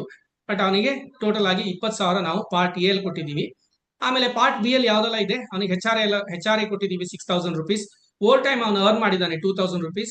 Employer contribution of P F and pension, interest ಸಹ ಇದೆ ಅಲ್ಲಿ. ಇಂಟ್ರೆಸ್ಟ್ ಹೇಗೆ ಕ್ಯಾಲ್ಕುಲೇಟ್ ಮಾಡೋದು ಮುಂದೆ ನೋಡ್ಬೇಕು ನಾವು. But to the extent of P F and pension contribution ಕಂಪನಿಯವರು 15,000 ರಿಸ್ಟ್ರಿಕ್ಟ್ ಮಾಡಿದ್ದಾರೆ ಅಂತ ಅಸೆಂಪ್ಷನ್ ಅಲ್ಲಿ 1,800 rupees ಅಲ್ಲಿ ಕೊಟ್ಟಿದ್ದೀನಿ. ಸ್ಟಾರ್ಟರಿ ಬೋನಸ್ ಮಿನಿಮಮ್ ವೇಜಸ್ 18,000 ಇರಬಹುದು ಅಂತ ಅಸೆಂಪ್ಷನ್ ಅಲ್ಲಿ ಮಂತ್ಲಿ 1,500 ಅರ್ನ್ ಮಾಡ್ತಾನೆ ಅಂತ ಹಾಕಿದ್ದೀನಿ. ಕಮಿಷನ್ 500 rupees ಅರ್ನ್ ಮಾಡಿದ್ದಾನೆ. ಕನ್ವೆನ್ಸ್ ಅಥವಾ ಟ್ರಾವೆಲ್ ಅಲವೆನ್ಸ್ 2,000 rupees ರೀಇಂಬರ್ಸ್ ಮಾಡ್ತಾನೆ. Mobile internet allowance 1,000 rupees reimburse ಮಾಡ್ತಾನೆ. ಫ್ಯೂಯಲ್ ಅಲವೆನ್ಸ್ 500 rupees ರೀಇಂಬರ್ಸ್ ಮಾಡ್ತಾರೆ. ಡ್ರೈವರ್ ಅಲವೆನ್ಸ್ 2,500 ರೀಇಂಬರ್ಸ್ ಮಾಡ್ತಾನೆ. ಅವನ ಟೋಟಲ್ ಅರ್ನಿಂಗ್ ಪಾರ್ಟ್ ಎ ಮತ್ತೆ ಪಾರ್ಟ್ ಬಿ ಟೋಟಲ್ ಮಾಡಿದ್ರೆ 37,800 rupees ಆಗುತ್ತೆ. ಅದನ್ನ ಡಿವೈಡೆಡ್ ಬೈ ಮಾಡಿದ್ರೆ, ಡಿವೈಡೆಡ್ ಬೈ 2 ಮಾಡಿದ್ರೆ 18,900 ಆಗುತ್ತೆ. ಡಿವೈಡೆಡ್ ಬೈ 2 ಏನಕ್ಕೆ ಮಾಡಬೇಕು, ನಮ್ಗೆ ಗೊತ್ತಾಗ್ಬೇಕಲ್ವಾ ಟೋಟಲ್ ಅಲ್ಲಿ 50% ಎಷ್ಟು ಅಂತ ಗೊತ್ತಾಗೋದಕ್ಕೆ. ಡಿವೈಡೆಡ್ ಬೈ 2 ಮಾಡಿದೀವಿ, 18,900 ಆಗಿದೆ. ಅವನ ಅರ್ನಿಂಗ್ ಪಾರ್ಟ್ ಎ ಅಲ್ಲಿ 20,000 ಇರೋದ್ರಿಂದ ಮತ್ತೆ ಅದು 18,900 ಗಿಂತ ಜಾಸ್ತಿ ಇರೋದ್ರಿಂದ 50% ಪ್ಲಸ್ ಅಚೀವ್ ಆಗಿದೆ. ಹಾಗಾಗಿ ಈ ಸ್ಟ್ರಕ್ಚರ್ ಕಂಪ್ಲೈ ಆಗಿದೆ. ಓಕೆ. ಎಂಪ್ಲಾಯಿ ಬಿ ಏನಾಗಿದೆ ನೋಡೋಣ. Part A remaining same 20,000 earn ಮಾಡ್ತಿದ್ದಾನೆ. ಬಟ್ ಪಾರ್ಟ್ ಬಿ ಅಲ್ಲಿ ಏನಾಗಿದೆ, H R remain same, OT ಜಾಸ್ತಿ ಮಾಡಿದ್ದಾನೆ 3,000. Employer contribution of P F and pension remain same, statutory bonus remain same, commission ಜಾಸ್ತಿ earn ಮಾಡಿದ್ದಾನೆ, conveyance ಜಾಸ್ತಿ ರೀಇಂಬರ್ಸ್ ಮಾಡಿದ್ದಾನೆ, ಮೊಬೈಲ್ ರೀಇಂಬರ್ಸ್ಮೆಂಟ್ ಸೇಮ್ ಇದೆ, ಫ್ಯೂಯಲ್ ಅಲವೆನ್ಸ್ ಜಾಸ್ತಿ ರೀಇಂಬರ್ಸ್ ಮಾಡಿದ್ದಾನೆ, ಮತ್ತೆ ಡ್ರೈವರ್ ಅಲವೆನ್ಸ್ ಸೇಮ್ ಇದೆ. ಓವರ್ ಆಲ್ ರೀಇಂಬರ್ಸ್ಮೆಂಟ್ 21,800 ಆಗಿದೆ. ಟೋಟಲ್ 41,800. ಅದನ್ನ ಡಿವೈಡೆಡ್ ಬೈ 2 ಮಾಡಿದಾಗ 20,900 ಆಗುತ್ತೆ. ಬಟ್ ಇಲ್ಲಿ ಇರೋದು 20,000 ಮಾತ್ರ. ಸೊ ಇದು ನಾನ್ ಕಂಪ್ಲೈ ಆಯ್ತು. ನಾನ್ ಕಂಪ್ಲೈ ಆದಾಗ ಪ್ರಾಬ್ಲಮ್ ಏನಾಗುತ್ತೆ ಅಂತ ಹೇಳಿದ್ರೆ, ಈ ಸ್ಟ್ಯಾಟ್ಯೂಟ್ ಇಂದ ಯಾವ್ದೆಲ್ಲ ಏರಿಯಾಕ್ಕೆ ಎಫೆಕ್ಟ್ ಆಗುತ್ತಲ್ವಾ, ನೆಕ್ಸ್ಟ್ ಸ್ಲೈಡ್ ಅಲ್ಲಿ ತೋರಿಸ್ತೀನಿ ನಾನು ಎಲ್ಲೆಲ್ಲ ಎಫೆಕ್ಟ್ ಆಗುತ್ತೆ ಅಂತ ಹೇಳಿ. ಆ ಎಫೆಕ್ಟ್ ಆಗೋ ಏರಿಯಾದಲ್ಲಿ ಬರುವಂತಹ ಎಲ್ಲಾ ಕಾಂಪೊನೆಂಟ್ಸಿಗೂ ಕ್ಯಾಲ್ಕುಲೇಷನ್ಗೆ ನಾವು ಈ ಅಮೌಂಟ್ ಅನ್ನ ಕನ್ಸಿಡರ್ ಮಾಡಬೇಕು. ಅಂದ್ರೆ ಇಲ್ಲಿ ಏನ್ ಶಾರ್ಟೇಜ್ ಆಯ್ತು 900 rupees, ಅದನ್ನ ಡೀಮ್ಡ್ ವೇಜಸ್ ಅಂತ ಹೇಳ್ತಾರೆ. ಅವನಿಗೆ ಸಿಗ್ಬೇಕಿತ್ತು ಆ ವೇಜ್ 50% ರೀಚ್ ಆಗೋದಕ್ಕೆ ಅನ್ನುವಂತಹ ಅಸಂಪ್ಷನ್. ಸೊ ಹಾಗಾಗಿ ಡೀಮ್ಡ್ ವೇಜಸ್ 20,900 ಆಗಿರೋದ್ರಿಂದ ಬೆನಿಫಿಟ್ಸ್ ಎಲ್ಲವೂ ಸಹ 20,900 ಮೇಲೆ ಕ್ಯಾಲ್ಕುಲೇಟ್ ಆಗಬೇಕು ಅನ್ನುವಂಥ ಒಂದು ಅಂಶವನ್ನ ಲಾ ಹೇಳುತ್ತೆ. ಸೊ ಹಾಗಾಗಿ ನಾನ್ ಕಂಪ್ಲೈ ಆಗಿರೋದ್ರಿಂದ ಇಲ್ಲಿ ಡೀಮ್ಡ್ ವೇಜಸ್ 900 ಆಡ್ ಮಾಡಬೇಕಾಗುತ್ತೆ. ಮುಂದೆ ಈ ವೇಜ್ ಡೆಫಿನಿಷನ್ ಅಲ್ಲಿ ಯಾವ್ದೆಲ್ಲ ಲಾ ಕವರ್ ಆಗುತ್ತೆ ಅದೆಲ್ಲದರ ಲಾದಲ್ಲಿ ಬರುವಂತಹ ಕ್ಯಾಲ್ಕುಲೇಷನ್ ಗಳಿಗೆ ನಾವು ಆ ಡೀಮ್ಡ್ ವೇಜಸ್ ಅನ್ನೇ ಕನ್ಸಿಡರ್ ಮಾಡಬೇಕಾಗತ್ತೆ ಅನ್ನುವಂತ ಅಂಶ ನೀವು ಗಮನದಲ್ಲಿ ಇಟ್ಕೊಳ್ಬೇಕು. ಯಾವ್ದೆಲ್ಲ ಲಾ ಇಂಪ್ಯಾಕ್ಟ್ ಆಗುತ್ತೆ ಅನ್ನೋದನ್ನ ನೆಕ್ಸ್ಟ್ ಸ್ಲೈಡ್ ಅಲ್ಲಿ ಹೇಳ್ತೀನಿ. ಬಟ್ ಈ ಸ್ಲೈಡ್ ಅರ್ಥ ಆಯ್ತಾ ಅನ್ನೋದನ್ನ ಕನ್ಫರ್ಮ್ ಮಾಡಿ. ನಿಮ್ಗೆ ರಿಟೈನಿಂಗ್ ಅಲವೆನ್ಸ್ ಅರ್ಥ ಆಗ್ಲೇಬೇಕು. ರಿಟೈನಿಂಗ್ ಅಲವೆನ್ಸ್ ಅರ್ಥ ಆಗಿಲ್ಲ ಅಂತ ಹೇಳಿದ್ರೆ ನಿಮ್ಗೆ ಕಂಪ್ಲೀಟ್ ಕನ್ಫ್ಯೂಷನ್ ಕಂಟಿನ್ಯೂ ಆಗುತ್ತೆ. ಸೊ ಅದು ತುಂಬಾ ಕ್ರಿಟಿಕಲ್, ರಿಟೈನಿಂಗ್ ಅಲವೆನ್ಸ್ ಅನ್ನ ಅರ್ಥ ಮಾಡ್ಕೊಳ್ಳೋದು. ಇಲ್ಲಿ ಈ ಎ ಬಿ ಸಿ ಬಕೆಟ್ ಅನ್ನ ಇನ್ನೊಮ್ಮೆ ನಾನು ಬ್ರೀಫ್ ಆಗಿ ಹೇಳ್ಬೇಕಂತ ಹೇಳಿದ್ರೆ, ಎ ಯಲ್ಲಿ ಬರುವಂತಹ ಏನು ಕಾಂಪೊನೆಂಟ್ಸ್ ಇದಾವೆ ಅದರಲ್ಲಿ ಹೆಚ್ ಆರ್ ಎ ಬಂದ್ರೆ, ಇನ್ ಕೇಸ್ ನೀವು ಸ್ಯಾಲರಿ ಸ್ಟ್ರಕ್ಚರ್ ಅಲ್ಲಿ ಹೆಚ್ ಆರ್ ಎ ಅನ್ನ ಡೆಫಿನೆಟ್ಲಿ ಹಾಕ್ತೀರಾ. ಬಟ್ ಅದನ್ನ ಬಿಟ್ಬಿಟ್ಟು ಉಳಿದಂತ ಯಾವುದೇ ಐಟಮ್ಸ್ ಗಳು ಎಂಪ್ಲಾಯಿಯ ಸ್ಪೆಷಲ್ ಪರ್ಫಾರ್ಮೆನ್ಸ್ ಇಲ್ಲದೆ ಆನ್ ಅ ರೆಗ್ಯುಲರ್ ಬೇಸಿಸ್ ಅಲ್ಲಿ ಮಂತ್ಲಿ ಸ್ಯಾಲರಿ ಆಗಿ ಕೊಡ್ತಾ ಇದ್ರೆ ಅದೆಲ್ಲದು ಬಕೆಟ್ ಎ ಅಲ್ಲಿ ಬೀಳುತ್ತೆ. ಶ್ರೀರಾಮ್ ಶಿಫ್ಟ್ ಅಲವೆನ್ಸ್ ಎಕ್ಸಾಂಪಲ್ ಕೊಡ್ತಾ ಇದ್ದಾರೆ, ಡೆಫಿನೆಟ್ಲಿ ಅದು ಬಕೆಟ್ ಬಿ ಅಲ್ಲಿ ಬೀಳುತ್ತೆ. ಬಕೆಟ್ ಬಿ ಅಲ್ಲಿ ಏನೆಲ್ಲ ನೆನ್ಪಿಟ್ಕೊಳ್ಳಿ ಅಂತ ಹೇಳಿದ್ರೆ, ಒಂದೋ ಯಾವುದೋ ಸ್ಟ್ಯಾಟ್ಯೂಟ್ ಇಂದ ಬಂದಿರುತ್ತೆ, ಅಥವಾ ಸ್ಟ್ಯಾಟ್ಯೂಟ್ ಅಂತ ಹೇಳಿದ್ರೆ statutory bonus, P F employer contribution, pension employer contribution ಇದೆಲ್ಲದು ಸ್ಟ್ಯಾಟ್ಯೂಟರಿ ಇಂದ ಬಂದಿರೋದು. ಅಥವಾ ಕಂಪನಿ ಏನೋ ಸ್ಪೆಷಲ್ ಆಗಿ ಅಮ್ಯುನಿಟೀಸ್ ಕೊಟ್ಟಿರುತ್ತೆ, like house accommodation, water bill, electricity bill special ಆಗಿ ಕೊಟ್ಟಿರುವಂತದ್ದು. ಅಥವಾ ಎಂಪ್ಲಾಯ್ ಯಾವುದೋ ಸ್ಪೆಷಲ್ ಪರ್ಫಾರ್ಮೆನ್ಸ್ ಮಾಡಿರ್ತಾನೆ, like over time, commission, incentive, ಈ ತರ ಸ್ಪೆಷಲ್ ಪರ್ಫಾರ್ಮೆನ್ಸ್ ಮಾಡಿರ್ತಾನೆ. ಅಥವಾ ಎಂಪ್ಲಾಯಿ ಖರ್ಚು ಮಾಡಿಬಿಟ್ಟು ರೀಇಂಬರ್ಸ್ಮೆಂಟ್ ಮಾಡ್ತಾ ಇದ್ದಾನೆ, like travel allowance, fuel allowance, mobile allowance, ಅಥವಾ ರೀಇಂಬರ್ಸ್ಮೆಂಟ್ ಮಾಡಿದ್ರೆ ಅದೆಲ್ಲದು ಎಕ್ಸ್ಕ್ಲೂಷನ್ ಅಲ್ಲಿ ಬರುತ್ತೆ. ಏನೋ ಒಂದು ಸ್ಪೆಷಲ್ ಆಗಿರುತ್ತೆ, ಅದು ಯೂನಿವರ್ಸಲಿ ನೆಸೆಸರಿ ಆರ್ಡಿನರಿಲಿ ಡೆಫಿನಿಷನ್ ಅಲ್ಲಿ ಬೀಳಲ್ಲ ಅಂತ ಹೇಳಿದಾಗ ಎಕ್ಸ್ಕ್ಲೂಷನ್ ಅಲ್ಲಿ ಬರುತ್ತೆ. ಅದರಲ್ಲಿ ಒಂದೇ ಒಂದು ಏನ್ ನಾವು ಎಕ್ಸ್ಕ್ಲೂಡ್ ಮಾಡ್ತಾ ಇದೀವಿ ಹೆಚ್ ಆರ್ ಎ, ಅದು ಅಟೆಂಡೆನ್ಸ್ ಗೆ ಕನೆಕ್ಟ್ ಆಗಿರುತ್ತೆ. ಅದ್ಬಿಟ್ಟು ಉಳಿದಿದ್ದೆಲ್ಲ ಕಾಂಪೊನೆಂಟ್ಗಳು ಒಂದೋ ಸ್ಟ್ಯಾಟ್ಯೂಟ್ ಇಲ್ಲೋ ಸ್ಪೆಷಲ್ ಪರ್ಫಾರ್ಮೆನ್ಸ್ ಇಲ್ಲ ಕಂಪನಿ ಸ್ಪೆಷಲ್ ಆಗಿ ಕೊಟ್ಟಿರುವಂತದ್ದು ಅಥವಾ ಎಂಪ್ಲಾಯಿ ರೀಇಂಬರ್ಸ್ಮೆಂಟ್ ಮಾಡಿರೋದ್ರಿಂದ ಬರುತ್ತೆ. ರೈಟ್. ನಾವು ದ ಥರ್ಡ್ ಬಕೆಟ್ ನೀವೇನು ವರಿ ಮಾಡುವಂಗಿಲ್ಲ, ಅದು ರಿಟೈರ್ಡ್ ಬೆನಿಫಿಟ್ಸ್, ಅದು ನಿಮ್ಮ ಎ-ಬಿ ಕ್ಯಾಲ್ಕುಲೇಷನ್ಗೆ ಬರೋದಿಲ್ಲ, ನಿಮ್ಮ ಸಿ-ಟಿ-ಸಿ ಕ್ಯಾಲ್ಕುಲೇಷನ್ಗೆ ಮಾತ್ರ ಲಿಮಿಟ್ ಆಗಿರುತ್ತೆ. ಓಕೆ, ಮುಂದಕ್ಕೆ ಹೋಗೋಣ. ಇಷ್ಟು ಅರ್ಥ ಆಗಿದೆ ಅಂತ ಅನ್ಕೊಳ್ತೀನಿ. ಈಗ ಯಾವ್ದೆಲ್ಲ ಲಾ ಇದರಿಂದ ಇಂಪ್ಯಾಕ್ಟ್ ಆಗುತ್ತೆ ಅನ್ನೋದನ್ನ ನಾವು ಗಮನಿಸಬೇಕು. ಓಕೆ, ಫಸ್ಟ್ ಯಾವ ಲಾ ಇಂಪ್ಯಾಕ್ಟ್ ಆಗುತ್ತೆ ಅಂತ ಕೇಳಿದ್ರೆ ಮಿನಿಮಮ್ ವೇಜಸ್. ಮಿನಿಮಮ್ ವೇಜಸ್ ಏನ್ ಮಾಡ್ತಾರೆ, ಸ್ಟೇಟ್ ಅವರು ಆಕ್ಚುಲಿ ನೋಟಿಫೈ ಮಾಡಿರ್ತಾರೆ ಬೇಸಿಕ್ ಪ್ಲಸ್ ಟಿ ಎದಲ್ಲಿ ಮಿನಿಮಮ್ ವೇಜಸ್ ಅನ್ನ ಕೊಡಬೇಕು ಅಂತ ಹೇಳಿ. ಬಟ್ ಸುಮಾರು ಸಲ ಏನಾಗತ್ತೆ ಅಂತ ಹೇಳಿದ್ರೆ, ಈ ಕೋರ್ಟ್ಗಳು ಯಾಕೆ ಸೀನಿಗೆ ಬರ್ತಾವಂತ ಹೇಳಿದ್ರೆ, ಏನು ಲೆಜಿಸ್ಲೇಚರ್ ಹೇಳಿರ್ತಾನಲ್ವಾ ಆ ಒಂದು ಉದ್ದೇಶವನ್ನ ಬಿಟ್ಬಿಟ್ಟು ಎಂಪ್ಲಾಯರ್ಸ್ಗಳು ಸಹ ಸುಮಾರಷ್ಟು ನಾಟಕ ಮಾಡಕ್ ಟ್ರೈ ಮಾಡ್ತಾರೆ. ಆಗ ಕೋರ್ಟ್ಗಳು ಸೀನ್ ಬರುತ್ತೆ. Like for example minimum wages, ನೀವು ಕರ್ನಾಟಕದ ಮಿನಿಮಮ್ ವೇಜಸ್ ನೋಟಿಫಿಕೇಶನ್ ನೋಡಿದ್ರೆ ಪ್ರತಿ ವರ್ಷ ಅದರಲ್ಲಿ ಬೇಸಿಕ್ ಪ್ಲಸ್ ಟಿ ಅಂತ ಕ್ಲಿಯರ್ ಆಗಿ ಬರ್ದಿರ್ತಾರೆ. ಆದ್ರೂ ಸಹ ಸಾಕಷ್ಟು ಎಂಪ್ಲಾಯರ್ಸ್ ಏನ್ ಮಾಡ್ತಾರೆ, ಅದನ್ನ ರೀಡಿಸೈನ್ ಮಾಡಕ್ ನೋಡ್ತಾರೆ, ಅದರಲ್ಲಿ ಬೇರೆ ಬೇರೆ ಅಲವೆನ್ಸ್ ಅನ್ನ ತರಕ್ ನೋಡ್ತಾರೆ. ಹಾಗೆ ಮಾಡೋದ್ರಿಂದ ಅವ್ರಿಗೆ ಏನ್ ಬೆನಿಫಿಟ್ ಸಿಗ್ಬೋದು ಅಂದ್ರೆ, ಗ್ರಾಚ್ಯುಟಿ ಪೇಮೆಂಟ್ ಮಾಡುವಾಗ ಕಡಿಮೆ ಆಗ್ಬೋದು. ಅದನ್ನ ಬಿಟ್ಬಿಟ್ಟು ಬೇರೆ ಯಾವುದೇ ದೊಡ್ಡ ಬೆನಿಫಿಟ್ ಇಲ್ಲ. ಆದ್ರೂ ಸಹ ಈ ರೀತಿ ರೀಸ್ಟ್ರಕ್ಚರ್ ಮಾಡ್ತಾರೆ. ಬಟ್ ನಮ್ಮ ಕೋರ್ಟ್ಗಳು ಸಹ ಅದನ್ನು ಒಪ್ಕೊಂಡಿದ್ದಾವೆ. ಕರ್ನಾಟಕದಲ್ಲಿ ಒಂದು ಕೇಸ್, ಏರ್ ಫ್ರೈಟ್ ಕೇಸ್ 1999 ಅಲ್ಲಿ ಸುಪ್ರೀಂ ಕೋರ್ಟ್ ಅಲ್ಲಿ ಜಡ್ಮೆಂಟ್ ಬಂದ್ಬಿಟ್ಟು ಓಕೆ ನೀವು ರೀಡಿಸೈನ್ ಮಾಡ್ಬೋದು ಅಂತ ಹೇಳಿದ್ರು. ಅದೇ ರೀತಿ ಹರಿಯಾಣದ ಒಂದು ಕೇಸ್ 2019 ಅಲ್ಲಿ, ಅದರಲ್ಲೂ ಸಹ ಹಾಗೆ ಹೇಳಿದ್ರು ರೀಡಿಸೈನ್ ಮಾಡ್ಬೋದು ಅಂತ ಹೇಳಿ. ಬಟ್ ಇನ್ಮೇಲೆ ಅದು ಯಾವ್ದು ವರ್ಕೌಟ್ ಆಗಲ್ಲ. ನಿಮ್ಮ ಮಿನಿಮಮ್ ವೇಜಸ್ ಯಾವ್ದ್ರಲ್ಲಿ ಇರ್ಬೇಕಂತ ಹೇಳಿದ್ರೆ, ವೇಜಸ್ ಡೆಫಿನಿಷನ್ ಏನಿದೆ ಅಲ್ವಾ, ಬೇಸಿಕ್ ಪ್ಲಸ್ ಡಿ ಎ ಮತ್ತು ರಿಟೈನಿಂಗ್ ಅಲವೆನ್ಸ್, ಈ ಮೂರರಲ್ಲೇ ಕವರ್ ಆಗಿರ್ಬೇಕು. ಅದನ್ನ ಬಿಟ್ಟು ಬೇರೆ ಕಾಂಪೊನೆಂಟ್ ಇನ್ಮೇಲೆ ಕನ್ಸಿಡರ್ ಆಗಲ್ಲ. Okay, but my suggestion to my clients are whoever in statutory compliance field ಅಲ್ಲಿ ಇದ್ದೀರಾ ನೀವು, ಸೊ ಆದಷ್ಟು ಬೇಸಿಕ್ ಪ್ಲಸ್ ಟಿ ಅಂತ ಡಿಫೈನ್ ಮಾಡಿದ್ರೆ ಅದರಲ್ಲೇ ಮಾಡಿ. ಯಾಕಂದ್ರೆ ಸ್ಟ್ಯಾಟ್ಯೂಟ್ ಅನ್ನ ಮಾಡೋದು ಲೆಜಿಸ್ಲೇಚರ್, ಅವರ ಮಾತನ್ನ ನಾವು ಕೇಳಬೇಕು ಹೊರತು ಕೋರ್ಟಿನ ಇಂಟರ್ಪ್ರಿಟೇಷನ್ ಗೆ ಸೀದಾ ಹೋಗಬಾರ್ದು. ಮೊದಲು ಪ್ಲೇನ್ ಬ್ಲಾಕ್ ಅಂಡ್ ವೈಟ್ ಇರುವ ಲಾನ ರೆಸ್ಪೆಕ್ಟ್ ಮಾಡೋದೇ ಒಳ್ಳೆಯ ಅಡ್ವೈಸೇಬಲ್ ಥಿಂಗ್ ಅಂತ ಅನ್ಕೊಳ್ತೀನಿ ನಾನು. ಎರಡನೇದು ಬೋನಸ್. ಓಕೆ, ಮಿನಿಮಮ್ ವೇಜಸ್ ಇನ್ಮೇಲೆ ಚೇಂಜ್ ಆಗುತ್ತೆ. ಯಾವ ರೀತಿ ಚೇಂಜ್ ಆಗುತ್ತೆ ಅನ್ನೋದನ್ನ ನೆಕ್ಸ್ಟ್ ಸ್ಲೈಡ್ ಅಲ್ಲಿ ನಾನು ಹೇಳ್ತೀನಿ.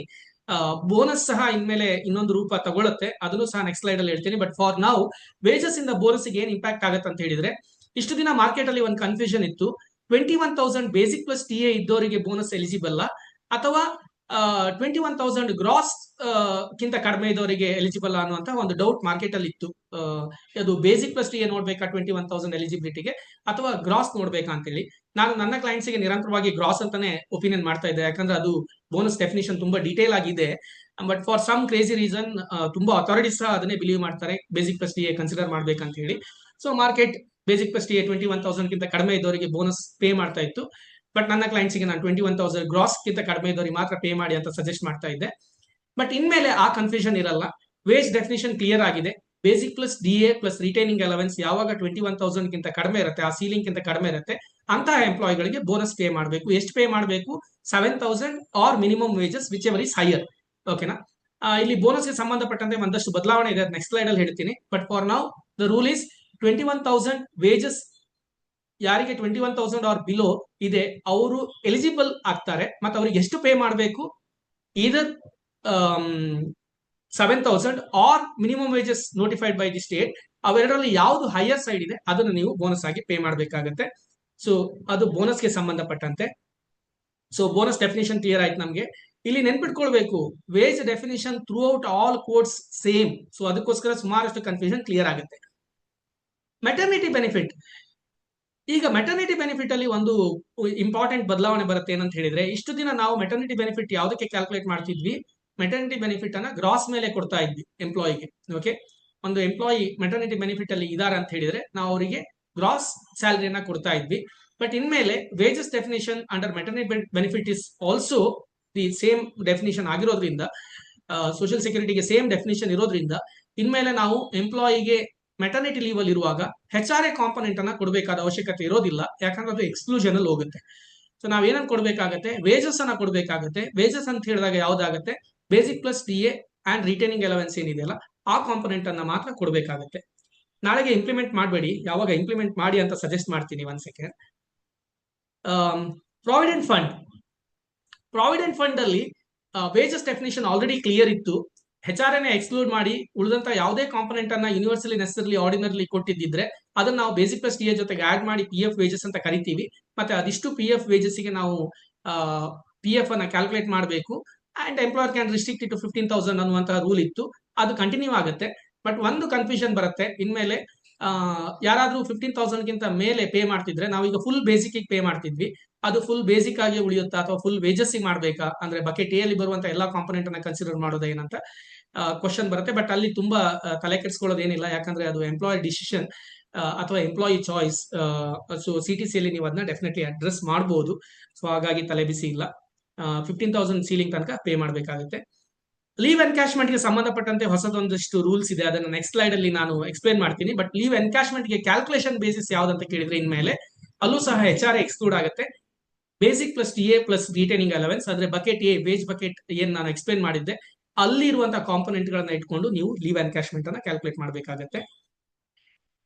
ಗ್ರಾಚ್ಯುಟಿ ಸಿಕ್ಕಾಪಟ್ಟೆ ಡಿಸ್ಕಸ್ ಆಗಿರುವಂತಹ ಐಟಮ್ ಗ್ರಾಚ್ಯುಟಿ. ಯಾಕಂದ್ರೆ ಈಗ ಕರೆಂಟ್ಲಿ ನಾವು ಗ್ರಾಚ್ಯುಟಿಯನ್ನ ಕ್ಯಾಲ್ಕುಲೇಷನ್ ಮಾಡ್ತಾ ಇರೋದು 30%, 35%, 40% ಏನು ಬೇಸಿಕ್ ಪ್ಲಸ್ TA ಇಟ್ಕೊಂಡಿದ್ವಿ ಗ್ರಾಸ್ ಸ್ಯಾಲರಿ ಸ್ಟ್ರಕ್ಚರ್ ಅಲ್ಲಿ, ಅದ್ರ ಮೇಲೆ ಗ್ರಾಚ್ಯುಟಿ ಕ್ಯಾಲ್ಕುಲೇಟ್ ಮಾಡ್ತಾ ಇದ್ವಿ. ಬಟ್ ಇಲ್ಲಿ ಡೆಫಿನೆಟ್ಲಿ ನಿಮ್ಮ bucket A size 50% or more ಇರೋದ್ರಿಂದ ಗ್ರಾಚ್ಯುಟಿಗೆ ಡೆಫಿನೆಟ್ಲಿ ಇಂಪ್ಯಾಕ್ಟ್ ಆಗೇ ಆಗುತ್ತೆ. There is no excuse on this particular part. ಎಲ್ಲಾ ಕಂಪನಿಗಳಿಗೂ, ಈವನ್ ಬೇಸಿಕ್ ಪ್ಲಸ್ TA 50% ಇಟ್ಕೊಂಡಿರುವಂತಹ ಕಂಪನಿಗಳು ಸಹ ಪುನಃ ಅವರ ಎಂಟೈರ್ ವೇಜ್ ಸ್ಟ್ರಕ್ಚರ್ ನೋಡಿದಾಗ ಬಿ ಬಕೆಟ್ ಅಲ್ಲಿ ಇನ್ನೊಂದಿಷ್ಟು ಹೊಸ ಐಟಮ್ಗಳು ಬಂದಾಗ ಡೆಫಿನೆಟ್ಲಿ ಅವ್ರದ್ದು ಸಹ ಒಂದು ಸ್ಲೈಟ್ ಇಂಪ್ಯಾಕ್ಟ್ ಕಾಣಿಸುವಂತಹ ಚಾನ್ಸಸ್ ಇದೆ. ಸೊ ಅಲ್ಲಿ ನಮಗೆ ನೆನಪಿರ್ಬೇಕು, basic plus TA and retaining allowance ಅನ್ನ ಟೋಟಲ್ ಆಗಿ ಇಟ್ಕೊಂಡು ನಾವು ಗ್ರಾಚ್ಯುಟಿಗೆ ಕ್ಯಾಲ್ಕುಲೇಷನ್ ಕನ್ಸಿಡರ್ ಮಾಡಬೇಕಾಗುತ್ತೆ. ಡೆಫಿನೆಟ್ಲಿ ಇಂಪ್ಯಾಕ್ಟ್ ಇದ್ದೇ ಇರುತ್ತೆ. ESI ವೇಜಸ್ ಅಲ್ಲಿ ಅಗೇನ್ ಎಂಪ್ಲಾಯರ್ ಮತ್ತೆ ಎಂಪ್ಲಾಯಿ ಇಬ್ಬರಿಗೂ ಬೆನಿಫಿಟ್ ಇದೆ. ಯಾಕಂದ್ರೆ ಇಲ್ಲಿ ಅಗೇನ್ HR ಎಕ್ಸ್ಕ್ಲೂಡ್ ಆಗುತ್ತೆ. ಸೊ ಯಾರೋ ಅಲ್ಲೊಂದು ಕ್ವಶನ್ ಹಾಕಿದ್ರು ESI ಏನಾಗುತ್ತೆ ಅಂತ ಹೇಳಿ. ಡೆಫಿನೆಟ್ಲಿ ESIಗೂ ಸಹ ಇಲ್ಲಿ ನೆನ್ಪಿಟ್ಕೊಳ್ಬೇಕು, wage definition in all courts are same definition. So ಅದಕ್ಕೋಸ್ಕರ ಯಾವುದೇ ತಲೆನೋವಿಲ್ಲ.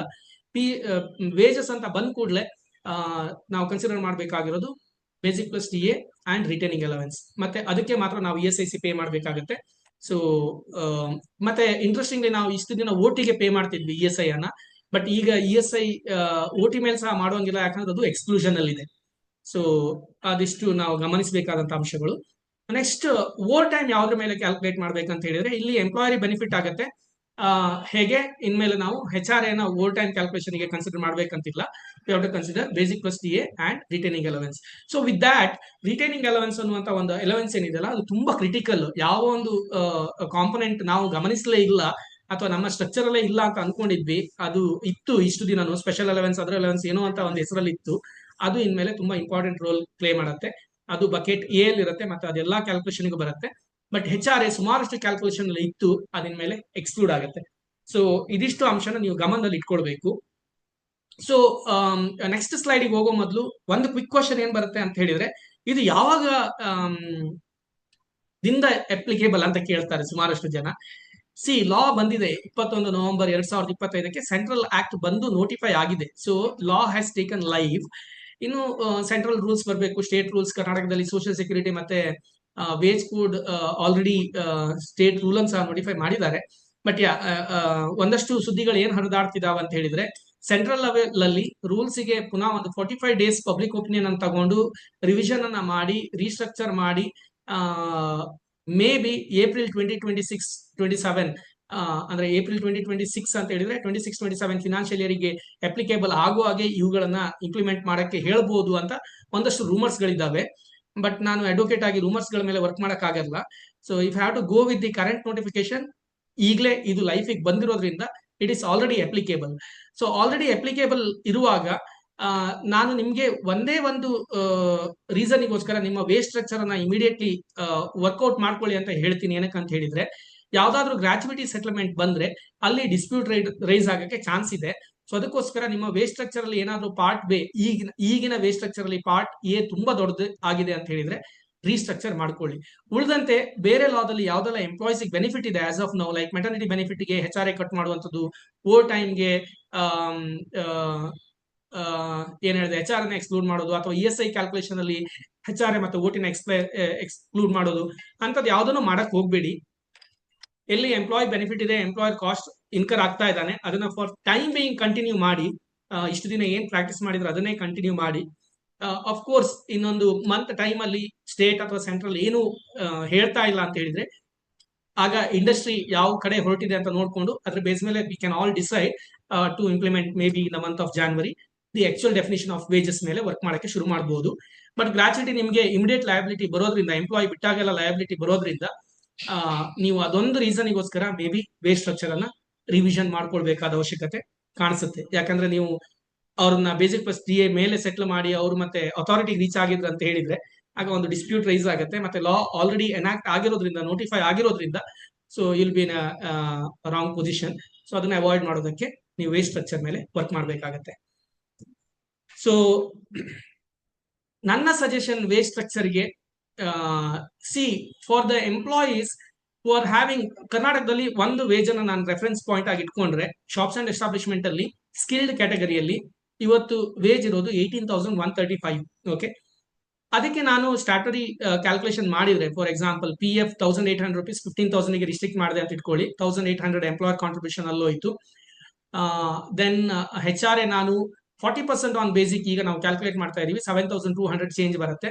7,200 ಅಂತಾನೆ ಇಟ್ಕೊಂಡ್ರೆ, ಸೊ ನಿಮ್ಮ ಎಂಪ್ಲಾಯೀಸ್ ಯಾರ್ದೆಲ್ಲ ಈಗ ಕರೆಂಟ್ CTC ಕ್ಲೋಸ್ ಟು 35,000 ಇದೆ, ಅವರಿಗೆ ತುಂಬಾ ಏನು ಇಂಪ್ಯಾಕ್ಟ್ ಆಗಲ್ಲ. ಯಾಕಂದ್ರೆ ಅವರ basic plus T it self is 18,000 ಆಗಿರೋದ್ರಿಂದ ನಿಮ್ಮ ಟೋಟಲ್ ವೇಜ್ ಬಕೆಟ್ ಎ ಮತ್ತೆ ಬಿ ನ ಟೋಟಲ್ ಮಾಡಿ ನೋಡಿದ್ರೆ ನೀವು ಅದು 36-37,000 ಇದೆ ಅಂತ ಹೇಳಿದ್ರೆ 18,135 ಬೇಸಿಕಲ್ಲೇ ಇರೋದ್ರಿಂದ ನಿಮಗೆ ಆಲ್ರೆಡಿ ಪ್ರಾಬ್ಲಮ್ ಅನ್ನ ಅಡ್ರೆಸ್ ಮಾಡ್ದಂಗ ಆಯ್ತು. ಬಟ್ ಇಲ್ಲಿ ಪ್ರಾಬ್ಲಮ್ ಆಗೋದು ಹೈಯರ್ CTC ಎಂಪ್ಲಾಯೀಸ್ ಗಳಿಗೆ. ಹೈಯರ್ CTC ಎಂಪ್ಲಾಯೀಸ್ ಗಳಲ್ಲಿ ಏನಾಗುತ್ತೆ, ನಿಮಗೆ ವೇಜ್ ಬಕೆಟ್ ಬಿ ಇದೆಯಲ್ವಾ, ಅದರಲ್ಲಿ ತುಂಬಾ ಐಟಮ್ ಹಾಕಕ್ ಆಗಲ್ಲ. ಯಾಕಂದ್ರೆ ಅದು ಈದರ್ ಸ್ಟ್ಯಾಟ್ಯೂಟ್ ಅಲ್ಲಿ ಬಂದಿರಬೇಕು, ಲೈಕ್ ಫಾರ್ ಎಕ್ಸಾಂಪಲ್ ಅವ್ರ ಸ್ಟ್ಯಾಟರಿ ಬೋನಸ್ ಅಪ್ಲಿಕೇಬಲ್ ಇರಲ್ಲ, PF ಒಂದು ಅಪ್ಲಿಕೇಬಲ್ ಆಗುತ್ತೆ of course. Then overtime ಅಲ್ಲಿ, ಕಮಿಷನ್ ಅಲ್ಲಿ ಹಾಗೆಲ್ಲ ತುಂಬಾ ಹಣ ಬರ್ದೇ ಇದ್ರೆ ಆಗೇನಾಗುತ್ತೆ, ನಿಮ್ಗೆ ಬಿ ಬಕೆಟ್ ತುಂಬಾ ಚಿಕ್ಕದಾಗುತ್ತೆ. ಸೊ 1 ಲಕ್ಷ ಸ್ಯಾಲರಿದವರಿಗೆ ನೀವು 50,000 ಬೇಸಿಕ್ ಪ್ಲಸ್ ಡಿ ಹಾಕಿದ್ರೆ ಉಳಿದಿರೋ 50,000 ಎಲ್ಲಿ ಹಾಕೋದು ಅನ್ನುವಂಥ ಕ್ವಶನ್ ಆಸ್ ಆಫ್ ನಾವು ಇಂಡಸ್ಟ್ರಿಗೆ ಇದೆ.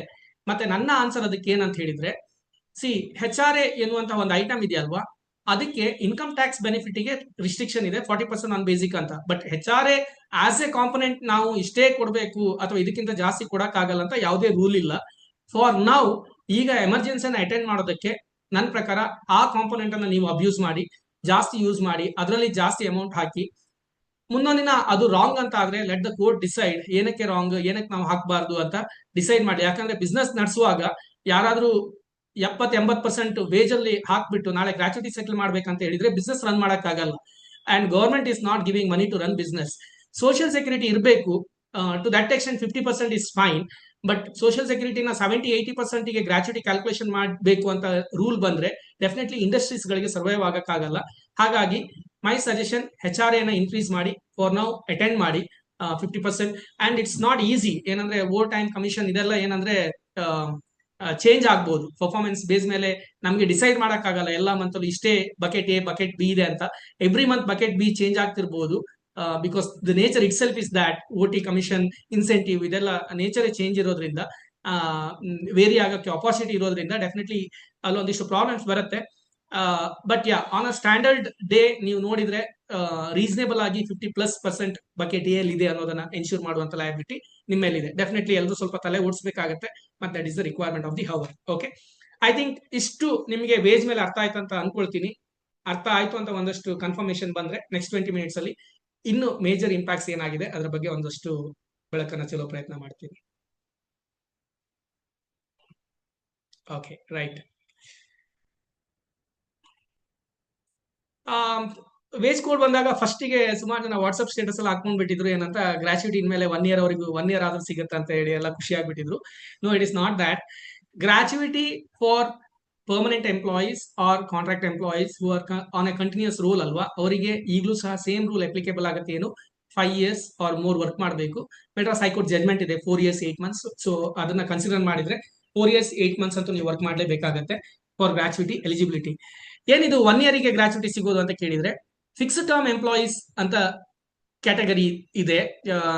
ಕೆಲವಷ್ಟು ಕಂಪನಿಗಳಲ್ಲಿ 1 ವರ್ಷಕ್ಕೆ ಎಂಪ್ಲಾಯೀಸ್ ಅನ್ನು ತಗೊಳ್ತಾರೆ, ಕೆಲವರು 2 ವರ್ಷಕ್ಕೆ, ಕೆಲವರು 3 ವರ್ಷಕ್ಕೆ, ಹೀಗೆ ಫಿಕ್ಸ್ಡ್ ಟರ್ಮ್. ಅಂದ್ರೆ ಒಂದು ಕಾಂಟ್ರಾಕ್ಟ್ ಹೇಗಿರುತ್ತೆ ಅಂತ ಹೇಳಿದ್ರೆ, ನಿಮ್ಮ ಎಂಪ್ಲಾಯ್ಮೆಂಟ್ ಕಾಂಟ್ರಾಕ್ಟ್ ಅಲ್ಲಿ ಸ್ಟಾರ್ಟ್ ಡೇಟ್ ಇದೆ, ನೀವು ಈ ದಿನ ಕಂಪನಿ ಜಾಯ್ನ್ ಆಗ್ತೀರಾ ಅಂತ ಹೇಳಿ, ಮತ್ತೆ ನಿಮಗೆ ಎಂಡ್ ಡೇಟ್ ಇರಲ್ಲ, ನೀವು ರಿಟೈರ್ ಆಗ್ಬೋದು ಆ ಕಂಪನಿಯಿಂದ.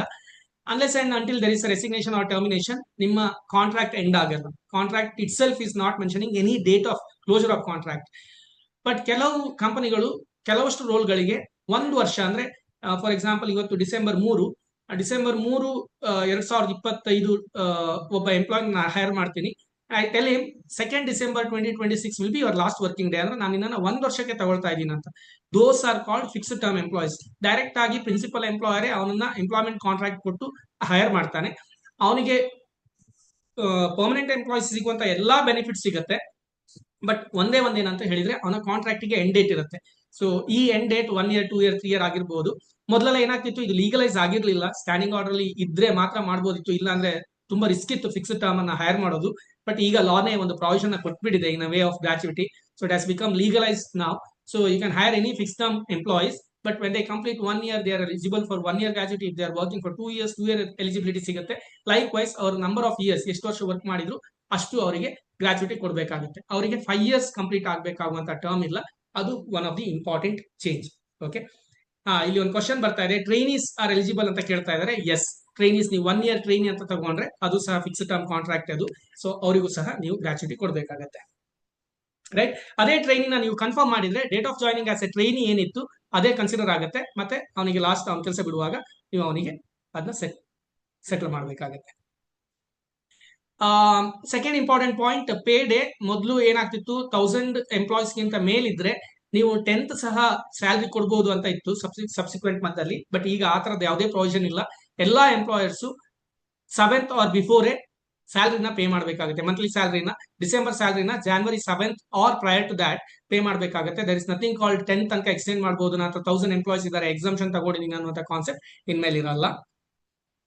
Number 3, payment of wages act ಅಲ್ಲಿ ಒಂದು ಕಂಡೀಷನ್ ಇತ್ತು. ಯಾವ್ದಾದ್ರು ಎಂಪ್ಲಾಯ್ನ ನೀವು ಟರ್ಮಿನೇಟ್ ಮಾಡಿದ್ರೆ ವಿದಿನ್ 2 days ವರ್ಕಿಂಗ್ ಡೇಸ್ ಅಲ್ಲಿ ಅದನ್ನ ಸೆಟಲ್ ಮಾಡಬೇಕು ಅಂತ ಕಂಡೀಷನ್ ಇತ್ತು. ಬಟ್ ಈಗ ಅದು ಏನಾಗಿದೆ, ರೆಸಿಗ್ನೇಷನ್ಗೂ ಸಹ ಸೇಮ್ ರೂಲ್ ಅಪ್ಲಿಕೇಬಲ್ ಆಗಿದೆ.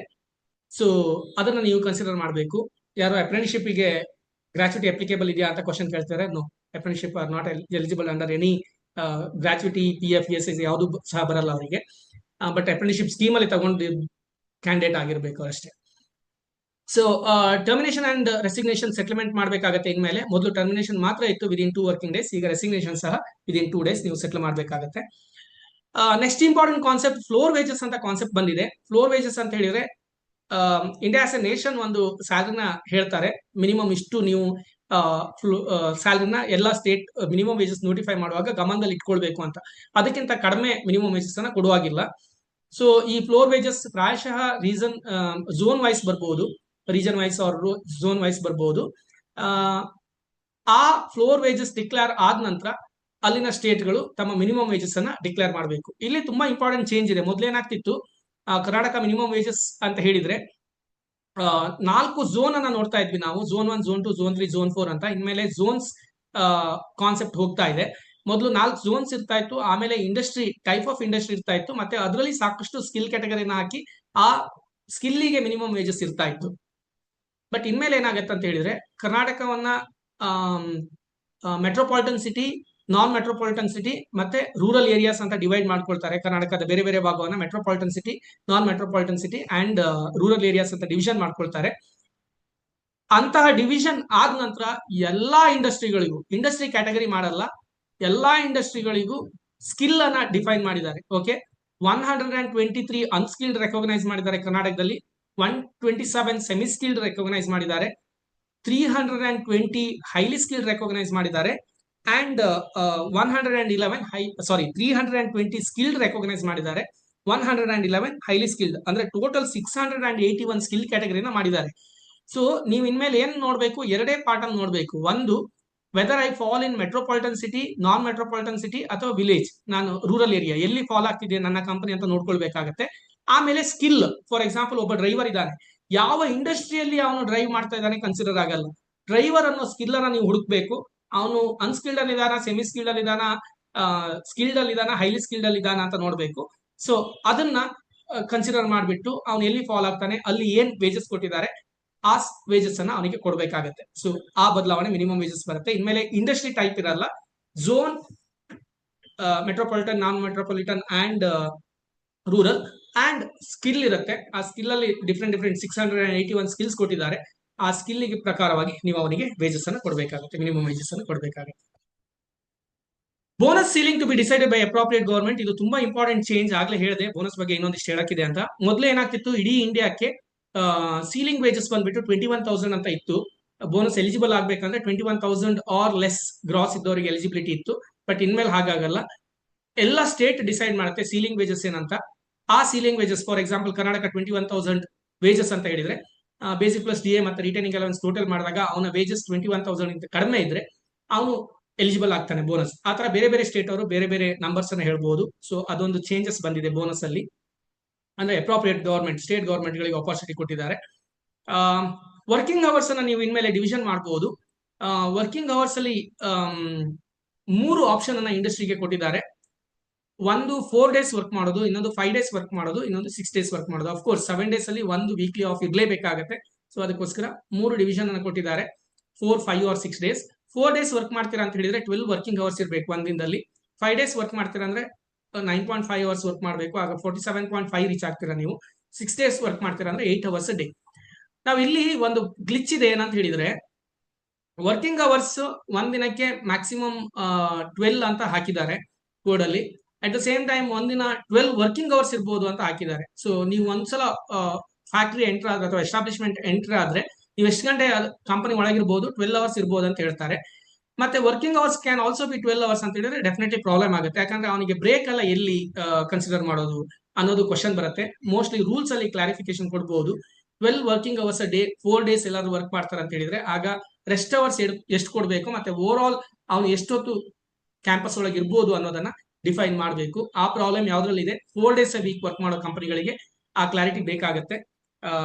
ಅದು ಮುಂದೆ ಬರುತ್ತೆ ಅಂತ ಅನ್ಕೊಳ್ತೀನಿ. ಇನ್ನು appropriate government on code on social security, ಮೊದಲು ಏನಾಗ್ತಿತ್ತು, ಗ್ರಾಚ್ಯುಯಿಟಿಯಲ್ಲಿ if you are available in 2 or more states, ಆಗ ನಾವ್ ಏನ್ ಹೇಳ್ತಿದ್ವಿ, ನಿಮಗೆ ಅಪ್ರೋಪ್ರಿಯೇಟ್ ಗವರ್ಮೆಂಟ್ ಸೆಂಟ್ರಲ್ ಗವರ್ಮೆಂಟ್ ಅಂತ ಹೇಳ್ತಾ ಇದ್ವಿ.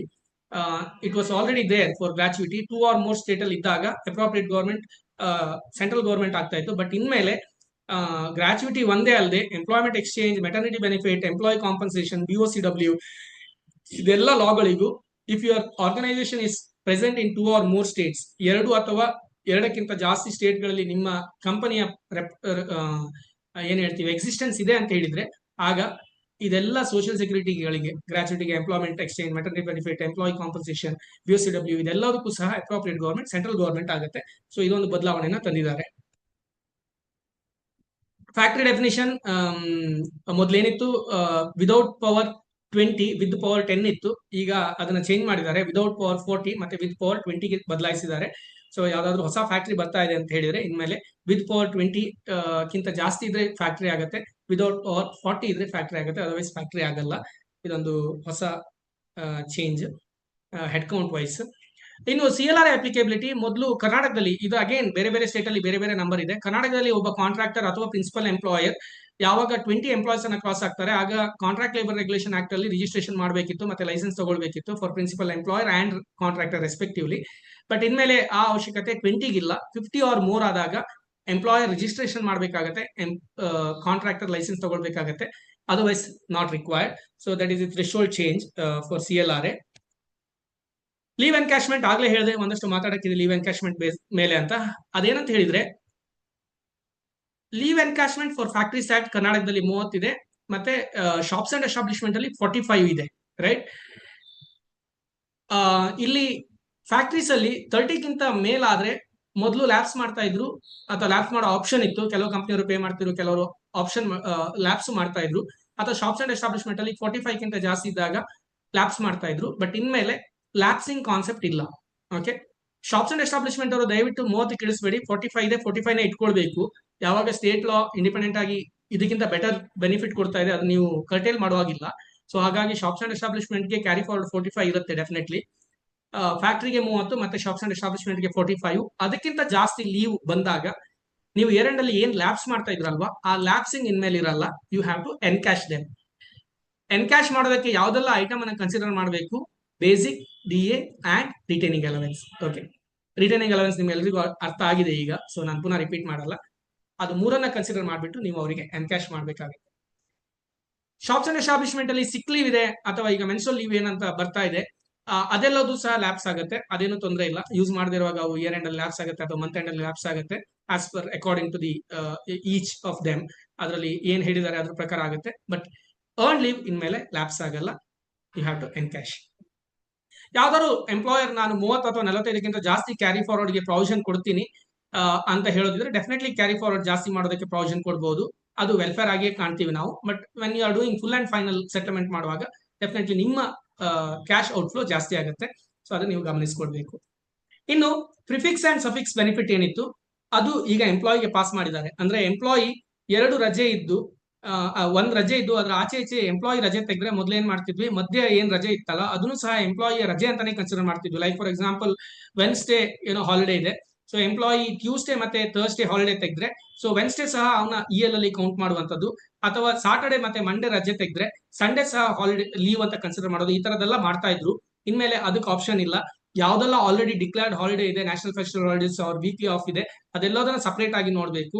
ಖಾಲಿ ಅವನು ಯಾವ ಲೀವ್ ತಗೊಂಡಿದ್ದಾನೆ ವರ್ಕಿಂಗ್ ಡೇ ಅದನ್ನ ಮಾತ್ರ ಲೀವ್ ಅಂತ ಕನ್ಸಿಡರ್ ಮಾಡಬೇಕು ಅಂತ ಹೇಳ್ತಾ ಇದ್ದಾರೆ.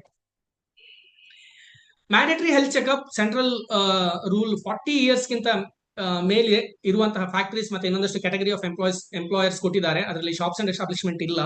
ಸೊ SND ಅವರು ವರಿ ಮಾಡುವಂತದ್ದೇನಿಲ್ಲ. ಬಟ್ ಫ್ಯಾಕ್ಟರಿಯಲ್ಲಿ ಕೆಲಸ ಮಾಡ್ತಿರುವಂತಹ 45 ಕರ್ನಾಟಕ ರೂಲ್ಸ್ 45 ಇಯರ್ಸ್ ಹೇಳ್ತಾ ಇದೆ. ಸೊ 45 ಅನ್ನ ರೆಫರ್ ಮಾಡ್ತಾ ಇದ್ದೀನಿ. ಸೊ 45 ಇಯರ್ಸ್ಗಿಂತ ಜಾಸ್ತಿ ಏಜಿನ ಎಂಪ್ಲಾಯೀಸ್ ಇದ್ರೆ ಫ್ಯಾಕ್ಟರಿಯಲ್ಲಿ ಅವರಿಗೆ ಆನ್ಯುವಲ್ ಹೆಲ್ತ್ ಚೆಕ್ಅಪ್ ಅನ್ನ ನೀವು ಫ್ರೀ ಆಗಿ ಕೊಡಬೇಕಾಗುತ್ತೆ within 120 days of the commencement of the calendar year. ಅಂದ್ರೆ ಏಪ್ರಿಲ್ 30 ಒಳಗೆ ನೀವು ಅವರಿಗೆ ಈ ಒಂದು ಹೆಲ್ತ್ ಚೆಕ್ಅಪ್ ಅನ್ನ ಮಾಡಿಸಬೇಕಾಗತ್ತೆ. ಇದರ ಬಗ್ಗೆ ಜಾಸ್ತಿ ಡೀಟೇಲ್ಸ್ ನಾವು ರೂಲ್ಸ್ ಅಲ್ಲಿ ನೋಡ್ಬೇಕು. ಯಾವ ಫ್ಯಾಕ್ಟರಿಗಳು ಯಾವ್ಯಾವ ಹೆಲ್ತ್ ಚೆಕ್ಅಪ್ ಅನ್ನ ಮಾಡಿಸಬೇಕಾಗತ್ತೆ ಅನ್ನೋದನ್ನ ಪ್ರಾಯಶಃ ರೂಲ್ಸ್ ಅಲ್ಲಿ ಇನ್ನೂ ಕ್ಲಾರಿಫೈ ಮಾಡ್ತಾರ ಅಂತ ಅನ್ಕೊಳ್ತೀನಿ. ಸೊ ಅದಕ್ಕೋಸ್ಕರ ನಾವು ರೂಲ್ಸ್ ವೇಟ್ ಮಾಡಬೇಕಾಗತ್ತೆ. ಬಟ್ ಯಾ ಸೆಂಟ್ರಲ್ 40 ಇಯರ್ಸ್ ಹೇಳ್ತಾ ಇದೆ, ಸ್ಟೇಟ್ 45 ಹೇಳ್ತಾ ಇದೆ. ಬಟ್ ಅದೇ ಯಾವ್ದು ನಂಬರ್ ಫೈನಲ್ ಬರುತ್ತೆ ನೋಡೋಣ. ಸ್ಟ್ಯಾಂಡಿಂಗ್ ಆರ್ಡರ್ ಅಪ್ಲಿಕಬಿಲಿಟಿ ಮೊದಲು 150 ಈ ರೀತಿ ಬೇರೆ ಬೇರೆ ಸ್ಟೇಟ್ಗಳಲ್ಲಿ ಬೇರೆ ಬೇರೆ ನಂಬರ್ಗಳಿಗೆ ಸ್ಟ್ಯಾಂಡಿಂಗ್ ಆರ್ಡರ್ ಅಪ್ಲಿಕಬಿಲಿಟಿ ಇತ್ತು. ಬಟ್ ಇನ್ಮೇಲೆ standing order applicability 300 workers 300 or more workers ಇರುವಂತಹ ಇಂಡಸ್ಟ್ರೀಸ್ ಗಳಿಗೆ ಅಪ್ಲಿಕೇಬಲ್ ಆಗುತ್ತೆ.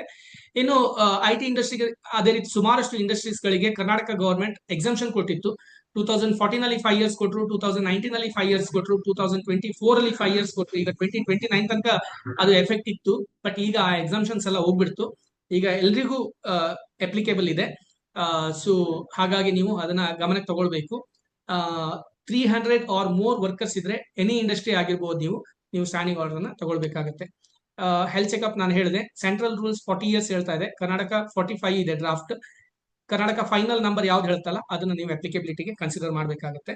That is for health checkup for factories. Night shift for women ಇನ್ಮೇಲೆ ಯಾವುದೇ ಕ್ಯಾಟಗರಿ ಆಫ್ ಇಂಡಸ್ಟ್ರಿಯಲ್ಲೂ ಸಹ ವಿಮೆನ್ ನೈಟ್ ಶಿಫ್ಟ್ ವರ್ಕ್ ಮಾಡಬಹುದು. ಅದಕ್ಕೆ ಯಾವುದೇ ಸಪರೇಟ್ ಆದ ಲೈಸೆನ್ಸ್ ತಗೊಳ್ಬೇಕಾದ ಅವಶ್ಯಕತೆ ಇಲ್ಲ. ಬಟ್ ಒಂದಷ್ಟು ಗೈಡ್ ಲೈನ್ ಗಳನ್ನ ನೆನ್ಪಿಟ್ಕೊಳ್ಳಿ. ನೈಟ್ ಶಿಫ್ಟ್ ವರ್ಕ್ ಮಾಡ್ಬೇಕಂದ್ರೆ ವಿಮೆನ್ ಹತ್ರ ಕನ್ಸೆಂಟ್ ತಗೊಳ್ಳೋದು ತುಂಬಾ important. That is mandatory. Night shift ನಡೆಯುವಾಗ ಮಿನಿಮಮ್ 5 ವಿಮೆನ್ ವರ್ಕರ್ಸ್ ವಿಸಿಬಿಲಿಟಿಯಲ್ಲಿ ಇರಬೇಕು. 5 ಎಂಪ್ಲಾಯ್ಸ್ ಕಾಣಿಸ್ತಾ ಇರುವಷ್ಟು ಜಾಗದಲ್ಲಿ ಮಿನಿಮಮ್ 5 ವಿಮೆನ್ ಎಂಪ್ಲಾಯ್ಸ್ ವರ್ಕ್ ಮಾಡ್ತಾ ಇರಬೇಕು. ಡೋರ್ ಟು ಡೋರ್ ಡ್ರಾಪ್ ಕೊಡ್ಬೇಕು ಅವರಿಗೆ. ನೈಟ್ ಶಿಫ್ಟ್ ಅಲ್ಲಿ ವರ್ಕ್ ಮಾಡಿದಂತ ಫಿಮೇಲಿಗೆ ಡೋರ್ ಟು ಡೋರ್ ಡ್ರಾಪ್ ಕೊಡ್ಬೇಕು. ಮತ್ತೆ ಆ ಡ್ರಾಪ್ ಅಲ್ಲಿ ಒಂದೋ ಸೆಕ್ಯೂರಿಟಿ ಇಲ್ಲವೋ ಮಾರ್ಷಲ್ ಇರಬೇಕು. ಸೆಕ್ಯೂರಿಟಿ ಗಾರ್ಡ್ ಅಂದ್ರೆ security guard easy to understand. Marshal ಅಂತ ಹೇಳಿದ್ರೆ ನಿಮ್ಮ ಯಾವುದೋ ಮೇಲ್ ಎಂಪ್ಲಾಯಿನ ರೆಕಗ್ನೈಸ್ ಮಾಡಿರ್ತೀರಾ, who will travel with them and he will get the last drop. Okay, ಆ ತರ ಮಾರ್ಷಲ್ ಅಲೈನ್ ಮಾಡಿರ್ಬೇಕು. ಯಾವ್ದಾದ್ರು ಎಂಪ್ಲಾಯಿ ತಮ್ಮ ಓನ್ ಆಗಿ ಏನಾದ್ರೂ ಟ್ರಾವೆಲ್ ಮಾಡ್ತೀನಿ ಅಂತ ಹೇಳಿದ್ರೆ ಅದಕ್ಕೆ ಅವರು ಲೆಟರ್ ಕೊಟ್ಟಿರ್ಬೇಕು ಎಂಪ್ಲಾಯರಿಗೆ. ನಾನು ಓನ್ ಆಗಿ ಪ್ರೈವೇಟ್ ಅರೇಂಜ್ಮೆಂಟ್ ಮಾಡ್ಕೊಂಡಿದ್ದೀನಿ, ಅದರಲ್ಲಿ ಟ್ರಾವೆಲ್ ಮಾಡ್ತೀನಿ, ಮತ್ತೆ ಎಂಪ್ಲಾಯರ್ ಯಾವುದೇ ಇದಕ್ಕೆ ಅವಘಡಕ್ಕೆ ಕಾರಣ ಅಲ್ಲ ಅಂತ ಲೆಟರ್ ಕೊಟ್ಟಿದ್ರೆ ಓನ್ ಟ್ರಾವೆಲ್ಗೆ ನೀವು ಅಲೋ ಮಾಡಬಹುದು. ಮತ್ತೆ ನೀವು ಏನು ಟ್ರಾವೆಲ್ ಅರೇಂಜ್ಮೆಂಟ್ ಮಾಡಿದೀರಾ ಅದನ್ನ ನೋಟಿಸ್ ಬೋರ್ಡ್ ಅಲ್ಲಿ ಡಿಸ್ಪ್ಲೇ ಮಾಡಬೇಕು. ಸೊ ಇದಿಷ್ಟು ಅಂಶನ ನೀವು ಗಮನದಲ್ಲಿ ಇಟ್ಕೊಳ್ಬೇಕು. That is night shift for female employees. ಒಂದಷ್ಟು ಮೆಸೇಜ್ಗಳನ್ನ ನೋಡಿದೆ. ಐ ಥಿಂಕ್ ಕೆಲವರನ್ನ ಅಲ್ಲೇ ಆನ್ಸರ್ ಮಾಡೋದಕ್ಕೆ ಟ್ರೈ ಮಾಡಿದ್ದೀನಿ. Critical PSI calculation on gross or wages ಅಂತ ಕೇಳಿದ್ದಾರೆ. ಆನ್ ವೇಜಸ್ ಇನ್ಮೇಲೆ ಗ್ರಾಸ್ ಅದೆಲ್ಲ ಮಾತಾಡಲ್ಲ, ನಾನು ವೇಜಸ್ ಅಂತ ಹೇಳ್ತೀನಿ. Wages includes basic plus TA and retaining allowance, excludes HRA and other things. So ಏನ್ ಇನ್ಕ್ಲೂಡ್ಸ್ ಅಂತಿದೆಯಲ್ಲ ಅದ್ರ ಮೇಲೆ ಕನ್ಸಿಡರ್ ಆಗುತ್ತೆ. ಶಿಫ್ಟ್ ಅಲವೆನ್ಸ್ ಕೇಳಿದ್ದಾರೆ. Shift allowance definitely bucket BL fall ಆಗುತ್ತೆ. ಸ್ಪೆಷಲ್ ಎಫರ್ಟ್ಸ್ ಇರೋದ್ರಿಂದ ಬಕೆಟ್ ಬಿ ಎಲ್ ಫಾಲ್ ಆಗುತ್ತೆ. ಓ ಟಿ ಎಲ್ಲಾ ಮಂತ್ ಚೇಂಜ್ ಆಗುತ್ತೆ, ಡೆಫಿನೆಟ್ಲಿ ಅದೊಂದು ಚಾಲೆಂಜ್ ಇರುತ್ತೆ definitely. Attendance bonus definitely B L fall ಆಗುತ್ತೆ, ಬಿಕಾಸ್ ಅಟೆಂಡೆನ್ಸ್ ಬೋನಸ್ಗೆ ಸಪರೇಟ್ ಆದ ಪರ್ಫಾರ್ಮೆನ್ಸ್ ಮಾಡಬೇಕಾಗುತ್ತೆ. ಅವ್ನು ದಿನಾಲು ಆಫೀಸಿಗೆ ಬಂದು ಸ್ಪೆಷಲ್ ಪರ್ಫಾರ್ಮೆನ್ಸ್ ಮಾಡಿರ್ತಾನೆ, ಹಾಗಾಗಿ ಅಟೆಂಡೆನ್ಸ್ ಬೋನಸ್ ಬರೋದ್ರಿಂದ ಬಕೆಟ್ ಬಿ ಎಲ್ ಫಾಲ್ ಆಗುತ್ತೆ. P F wages definitely definition basic plus D A ಮತ್ತು ರಿಟೈನಿಂಗ್ ಅಲವೆನ್ಸ್ ಆಲ್ರೆಡಿ ಇರೋದ್ರಿಂದ ಪಿ ಎಫ್ ಗೆ ಸಪರೇಟ್ ಆಗಿ ತಲೆ ಕೆಡಿಸ್ಕೊಳಕ್ ಹೋಗ್ಬೇಡಿ. ಈಗ ಏನ್ ವೇಜಸ್ ಕನ್ಸಿಡರ್ ಮಾಡ್ತೀವಿ ಅದೇ P F wages. Trainees eligible ಯಾವುದಕ್ಕೆ ಗ್ರಾಚ್ಯುಟಿಗೆ ಇರ್ಬೋದು ಅಂತ ಅನ್ಕೊಳ್ತೀನಿ. ಡೆಫಿನೆಟ್ಲಿ ಅವ್ರು ಎಲಿಜಿಬಲ್ ಇರ್ತಾರೆ, fixed term trainees. Consultants, of course consultant is not an employee. ಅವರಿಗೆ T D S 10% T D S deduct ಮಾಡಿ ನೀವು ಪೇ ಮಾಡ್ತೀರಾ. ಬಟ್ ಕನ್ಸಲ್ಟೆಂಟ್ ಹೈರ್ ಮಾಡುವಾಗ 9 to 6 ನಿಮ್ಮ ಆಫೀಸ್ ಅವರ್ಸ್ ಅಲ್ಲಿ ದಿನಾಲು ಬಂದು ವರ್ಕ್ ಮಾಡಿದ್ರೆ on weekly basis, every day basis ಅಲ್ಲಿ ನಿಮ್ಮ ಎಂಪ್ಲಾಯ್ಸ್ ತರನೇ ಅವರು ರಿಪೋರ್ಟ್ ಮಾಡಿಬಿಟ್ಟು ವರ್ಕ್ ಮಾಡಿಬಿಟ್ಟು ಅವರಿಗೂ ರಜೆ ಎಲ್ಲ ಕೊಟ್ಬಿಟ್ಟು ಹಾಗೆಲ್ಲ ಮಾಡಿದ್ರೆ there are 2 important cases which set they are also eligible for gratuity ಅಂತ ಹೇಳಿ. ಸೊ ಕನ್ಸಲ್ಟೆಂಟ್ ಅಂಡರ್ಸ್ಟ್ಯಾಂಡಿಂಗ್ ಡಿಫ್ರೆಂಟ್ ಇದೆ.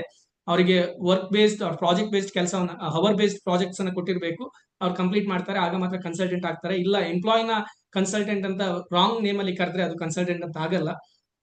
ಕಾನೂನಿಗೆ ಕಣ್ಣೆರೆಚುವಂತಹ ಕನ್ಸಲ್ಟೆಂಟ್ಗಳು ಡೆಫಿನೆಟ್ಲಿ ಕನ್ಸಲ್ಟೆಂಟ್ ಅಲ್ಲ. Consultant is the one who takes a project from you. ನಿಮ್ಮಿಂದ ಒಂದು ಪ್ರಾಜೆಕ್ಟ್ ತಗೊಳ್ತಾರೆ, ಅವರ ಓನ್ ಟೈಮ್ ಅಲ್ಲಿ ಅವರ ಓನ್ ಕನ್ವೀನಿಯನ್ಸ್ ನಲ್ಲಿ ಅವರು ಕೆಲಸ ಮಾಡ್ತಾರೆ. ಅವ್ರು ನಿಮ್ಮ ಹತ್ರ ಲೀವ್ ಅಪ್ಲೈ ಮಾಡಲ್ಲ, ನಿಮ್ಮ ಕಂಪನಿಗೆ ದಿನಾಲು 9 to 6 ವರ್ಕ್ ಮಾಡಲ್ಲ. ಬಟ್ ಅವ್ರು ನೀವು ಕೊಟ್ಟಿರೋ ಪ್ರಾಜೆಕ್ಟ್ ಅನ್ನ ಇಂತಿಷ್ಟು ಟೈಮ್ ಅಲ್ಲಿ ಕಂಪ್ಲೀಟ್ ಮಾಡಿ ಕೊಡ್ತೀನಿ ಅಥವಾ ಈ ಪ್ರಾಜೆಕ್ಟ್ ಅನ್ನ ಕಂಪ್ಲೀಟ್ ಮಾಡಿ ಕೊಡ್ತೀನಿ ಅಂತ ಒಂದು ಕಾಸ್ಟ್ ತಗೊಂಡ್ರೆ ಅವರಿಗೆ ಕನ್ಸಲ್ಟೆಂಟ್ ಅಂತ ಹೇಳ್ತಾರೆ. That's a big concept. ಅದಕ್ಕೆ ಮಲ್ಟಿಪಲ್ ಕೇಸ್ ಲಾಸ್ ಇದೆ. I don't get into the entire concept ನಾವು. ಅಪ್ರೆಂಟಿಸ್ಶಿಪ್ಗೆ ಗ್ರಾಚ್ಯುಟಿ ಎಲಿಜಿಬಲ್ ಇದೆಯಾ ಅಂತ, ಯಾವುದು ಎಲಿಜಿಬಲ್ ಇಲ್ಲ. ಅಪ್ರೆಂಟಿಸ್ಶಿಪ್ ಆಕ್ಟ್ ಅಂಡರ್ ಅಲ್ಲಿ ನೀವು ಏನಾದ್ರು ತಗೊಂಡಿದ್ರೆ ಡೆಫಿನೆಟ್ಲಿ ಅವರಿಗೆ P F E S I C ಅಥವಾ ಗ್ರಾಚ್ಯುಟಿ ಯಾವುದೇ ಲಾ ಅಪ್ಲಿಕೇಬಲ್ ಇರಲ್ಲ. ಕನ್ಸಲ್ಟೆಂಟ್ ಕಾನ್ಸೆಪ್ಟ್ ಅನ್ನ ಕ್ಲಿಯರ್ ಆಗಿ ಅರ್ಥ ಮಾಡ್ಕೊಂಡು ಅಪ್ರೋಚ್ ಆಗಿ. But yeah, if they are really consultant then 10% T D S pay ಮಾಡಿದ್ರೆ ಆಯ್ತು. Contract employees fixed term employees ಅಲ್ಲ, ಕಾಂಟ್ರಾಕ್ಟ್ ಎಂಪ್ಲಾಯೀಸ್. ಸೊ ಡೆಫಿನೆಟ್ಲಿ ಅವರಿಗೆ 1 year ಎಲಿಜಿಬಿಲಿಟಿ ಅಲ್ಲ, 5 years ಕಂಪ್ಲೀಟ್ ಮಾಡ್ಬೇಕಾಗತ್ತೆ ಅವರು. Shops and establishment carry forward ಬಂದ್ಬಿಟ್ಟು 45 ಮೊದಲಿಂದನೇ ಇದೆ ಅದು. 45ಗಿಂತ ಮೇಲೆ ನೀವು ಮೊದಲು ಲ್ಯಾಪ್ಸ್ ಮಾಡ್ತಿದ್ರೆ ಇನ್ಮೇಲೆ ಲ್ಯಾಪ್ಸ್ ಮಾಡೋಕ್ಕಾಗಲ್ಲ, ಅವರಿಗೆ ಅದ್ರದ್ದು ಎನ್ಕ್ಯಾಶ್ಮೆಂಟ್ ಕೊಡಬೇಕಾಗುತ್ತೆ. An employee avails leave on Friday and Monday, with Saturday and Sunday being weekly off, should be prefix suffix ಮಾಡುವಂಗೆ ಇಲ್ಲ ಇನ್ಮೇಲೆ. Any kind of holiday, if employee is taking benefit of that, that should be passed on to him.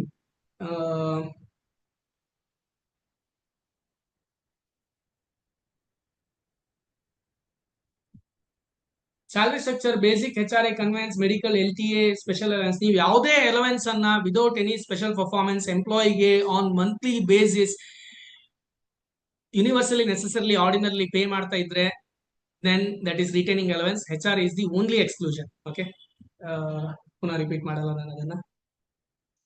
ಆತರ exploit ಮಾಡಿದ್ದಕ್ಕೆ court ಅಷ್ಟು clear ಆಗಿ retaining allowance ಅನ್ನೋ term ಅನ್ನ ತಂದಿರೋದು. ನಮ್ಮ ಹತ್ರ crazy number of special allowance ಹೆಸರುಗಳಿದೆ ಅಂತ ಸುಪ್ರೀಂ ಕೋರ್ಟಿಗೆ ಅರ್ಥ ಆಗಿ ಆ ಟರ್ಮ್ ಅನ್ನು ತಂದಿರೋದು. ESIC 21,000 ಥ್ರೆಶೋಲ್ಡ್ ಅಪ್ಲಿಕೇಬಲ್ ಯಾವ್ದಕ್ಕಾಗತ್ತೆ ಅಂತ ಹೇಳಿದ್ರೆ, basic plus T A retaining allowance ಇದೆಯಲ್ಲ ಅದರ 3 ಟೋಟಲ್ 21,000 ಆದಾಗ ಅಪ್ಲಿಕೇಬಲ್ ಆಗುತ್ತೆ. ಈಗ ನಿಮ್ಮ ESIC ಅಪ್ಲಿಕೇಬಿಲಿಟಿಗೆ HRA ಕನ್ಸಿಡರ್ ಆಗಿದೆ, ಇವತ್ತೇ ಅದನ್ನ ಚೇಂಜ್ ಮಾಡಕ್ ಹೋಗ್ಬೇಡಿ. That is what I said. Let's wait for some time. Let's consider to pay ESIC, OT ಮತ್ತೆ ಮೆಟರ್ನಿಟಿ ಬೆನಿಫಿಟ್ ಯಾವ್ದೆಲ್ಲ ಎಂಪ್ಲಾಯ್ ಬೆನಿಫಿಷಿಯಲ್ ಆಗಿದೆ ಅದನ್ನ ಯಾವ್ದನ್ನು ಈಗ ಕಟ್ ಮಾಡಕ್ ಹೋಗ್ಬೇಡಿ. ಬಟ್ ಯಾ, ಒಂದ್ಸಲ ನಾವು ಬೇಸ್ ಡೆಫಿನೇಷನ್ ಸೆಟ್ಲ್ ಆದ ನಂತರ ಡೆಫಿನೆಟ್ಲಿ ESIC ಕ್ಯಾಲ್ಕುಲೇಷನ್ ಗೆ HRA ಎಕ್ಸ್ಕ್ಲೂಡ್ ಆಗ್ಬಿಡುತ್ತೆ. ಸೊ ಸೀಲಿಂಗ್ ಮಾಡುವಾಗಲೂ ಅದನ್ನೇ ಕನ್ಸಿಡರ್ ಮಾಡಬೇಕಾಗುತ್ತೆ. Yeah, I think that's about it. Thank you so much for attending. I hope I could address few of you. ನಿನ್ನೆ miss ಆದ ಕೆಲವರು ಇವತ್ತು ಜಾಯ್ನ್ ಆಗಿದ್ದಕ್ಕೆ thanks. Possibly we'll share the recording also. Thank you so much.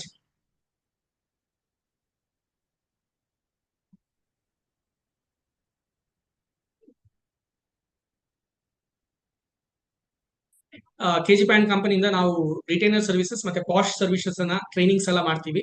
ಯಾರಿಗಾದ್ರೂ retainer services ಬೇಕಿದೆ ಅಥವಾ posh services ಬೇಕಿದೆ ಅಂತ ಹೇಳಿದ್ರೆ ಡೆಫಿನೆಟ್ಲಿ ನಮ್ಮನ್ನು ರೀಚ್ ಔಟ್ ಆಗಬಹುದು. Thank you so much.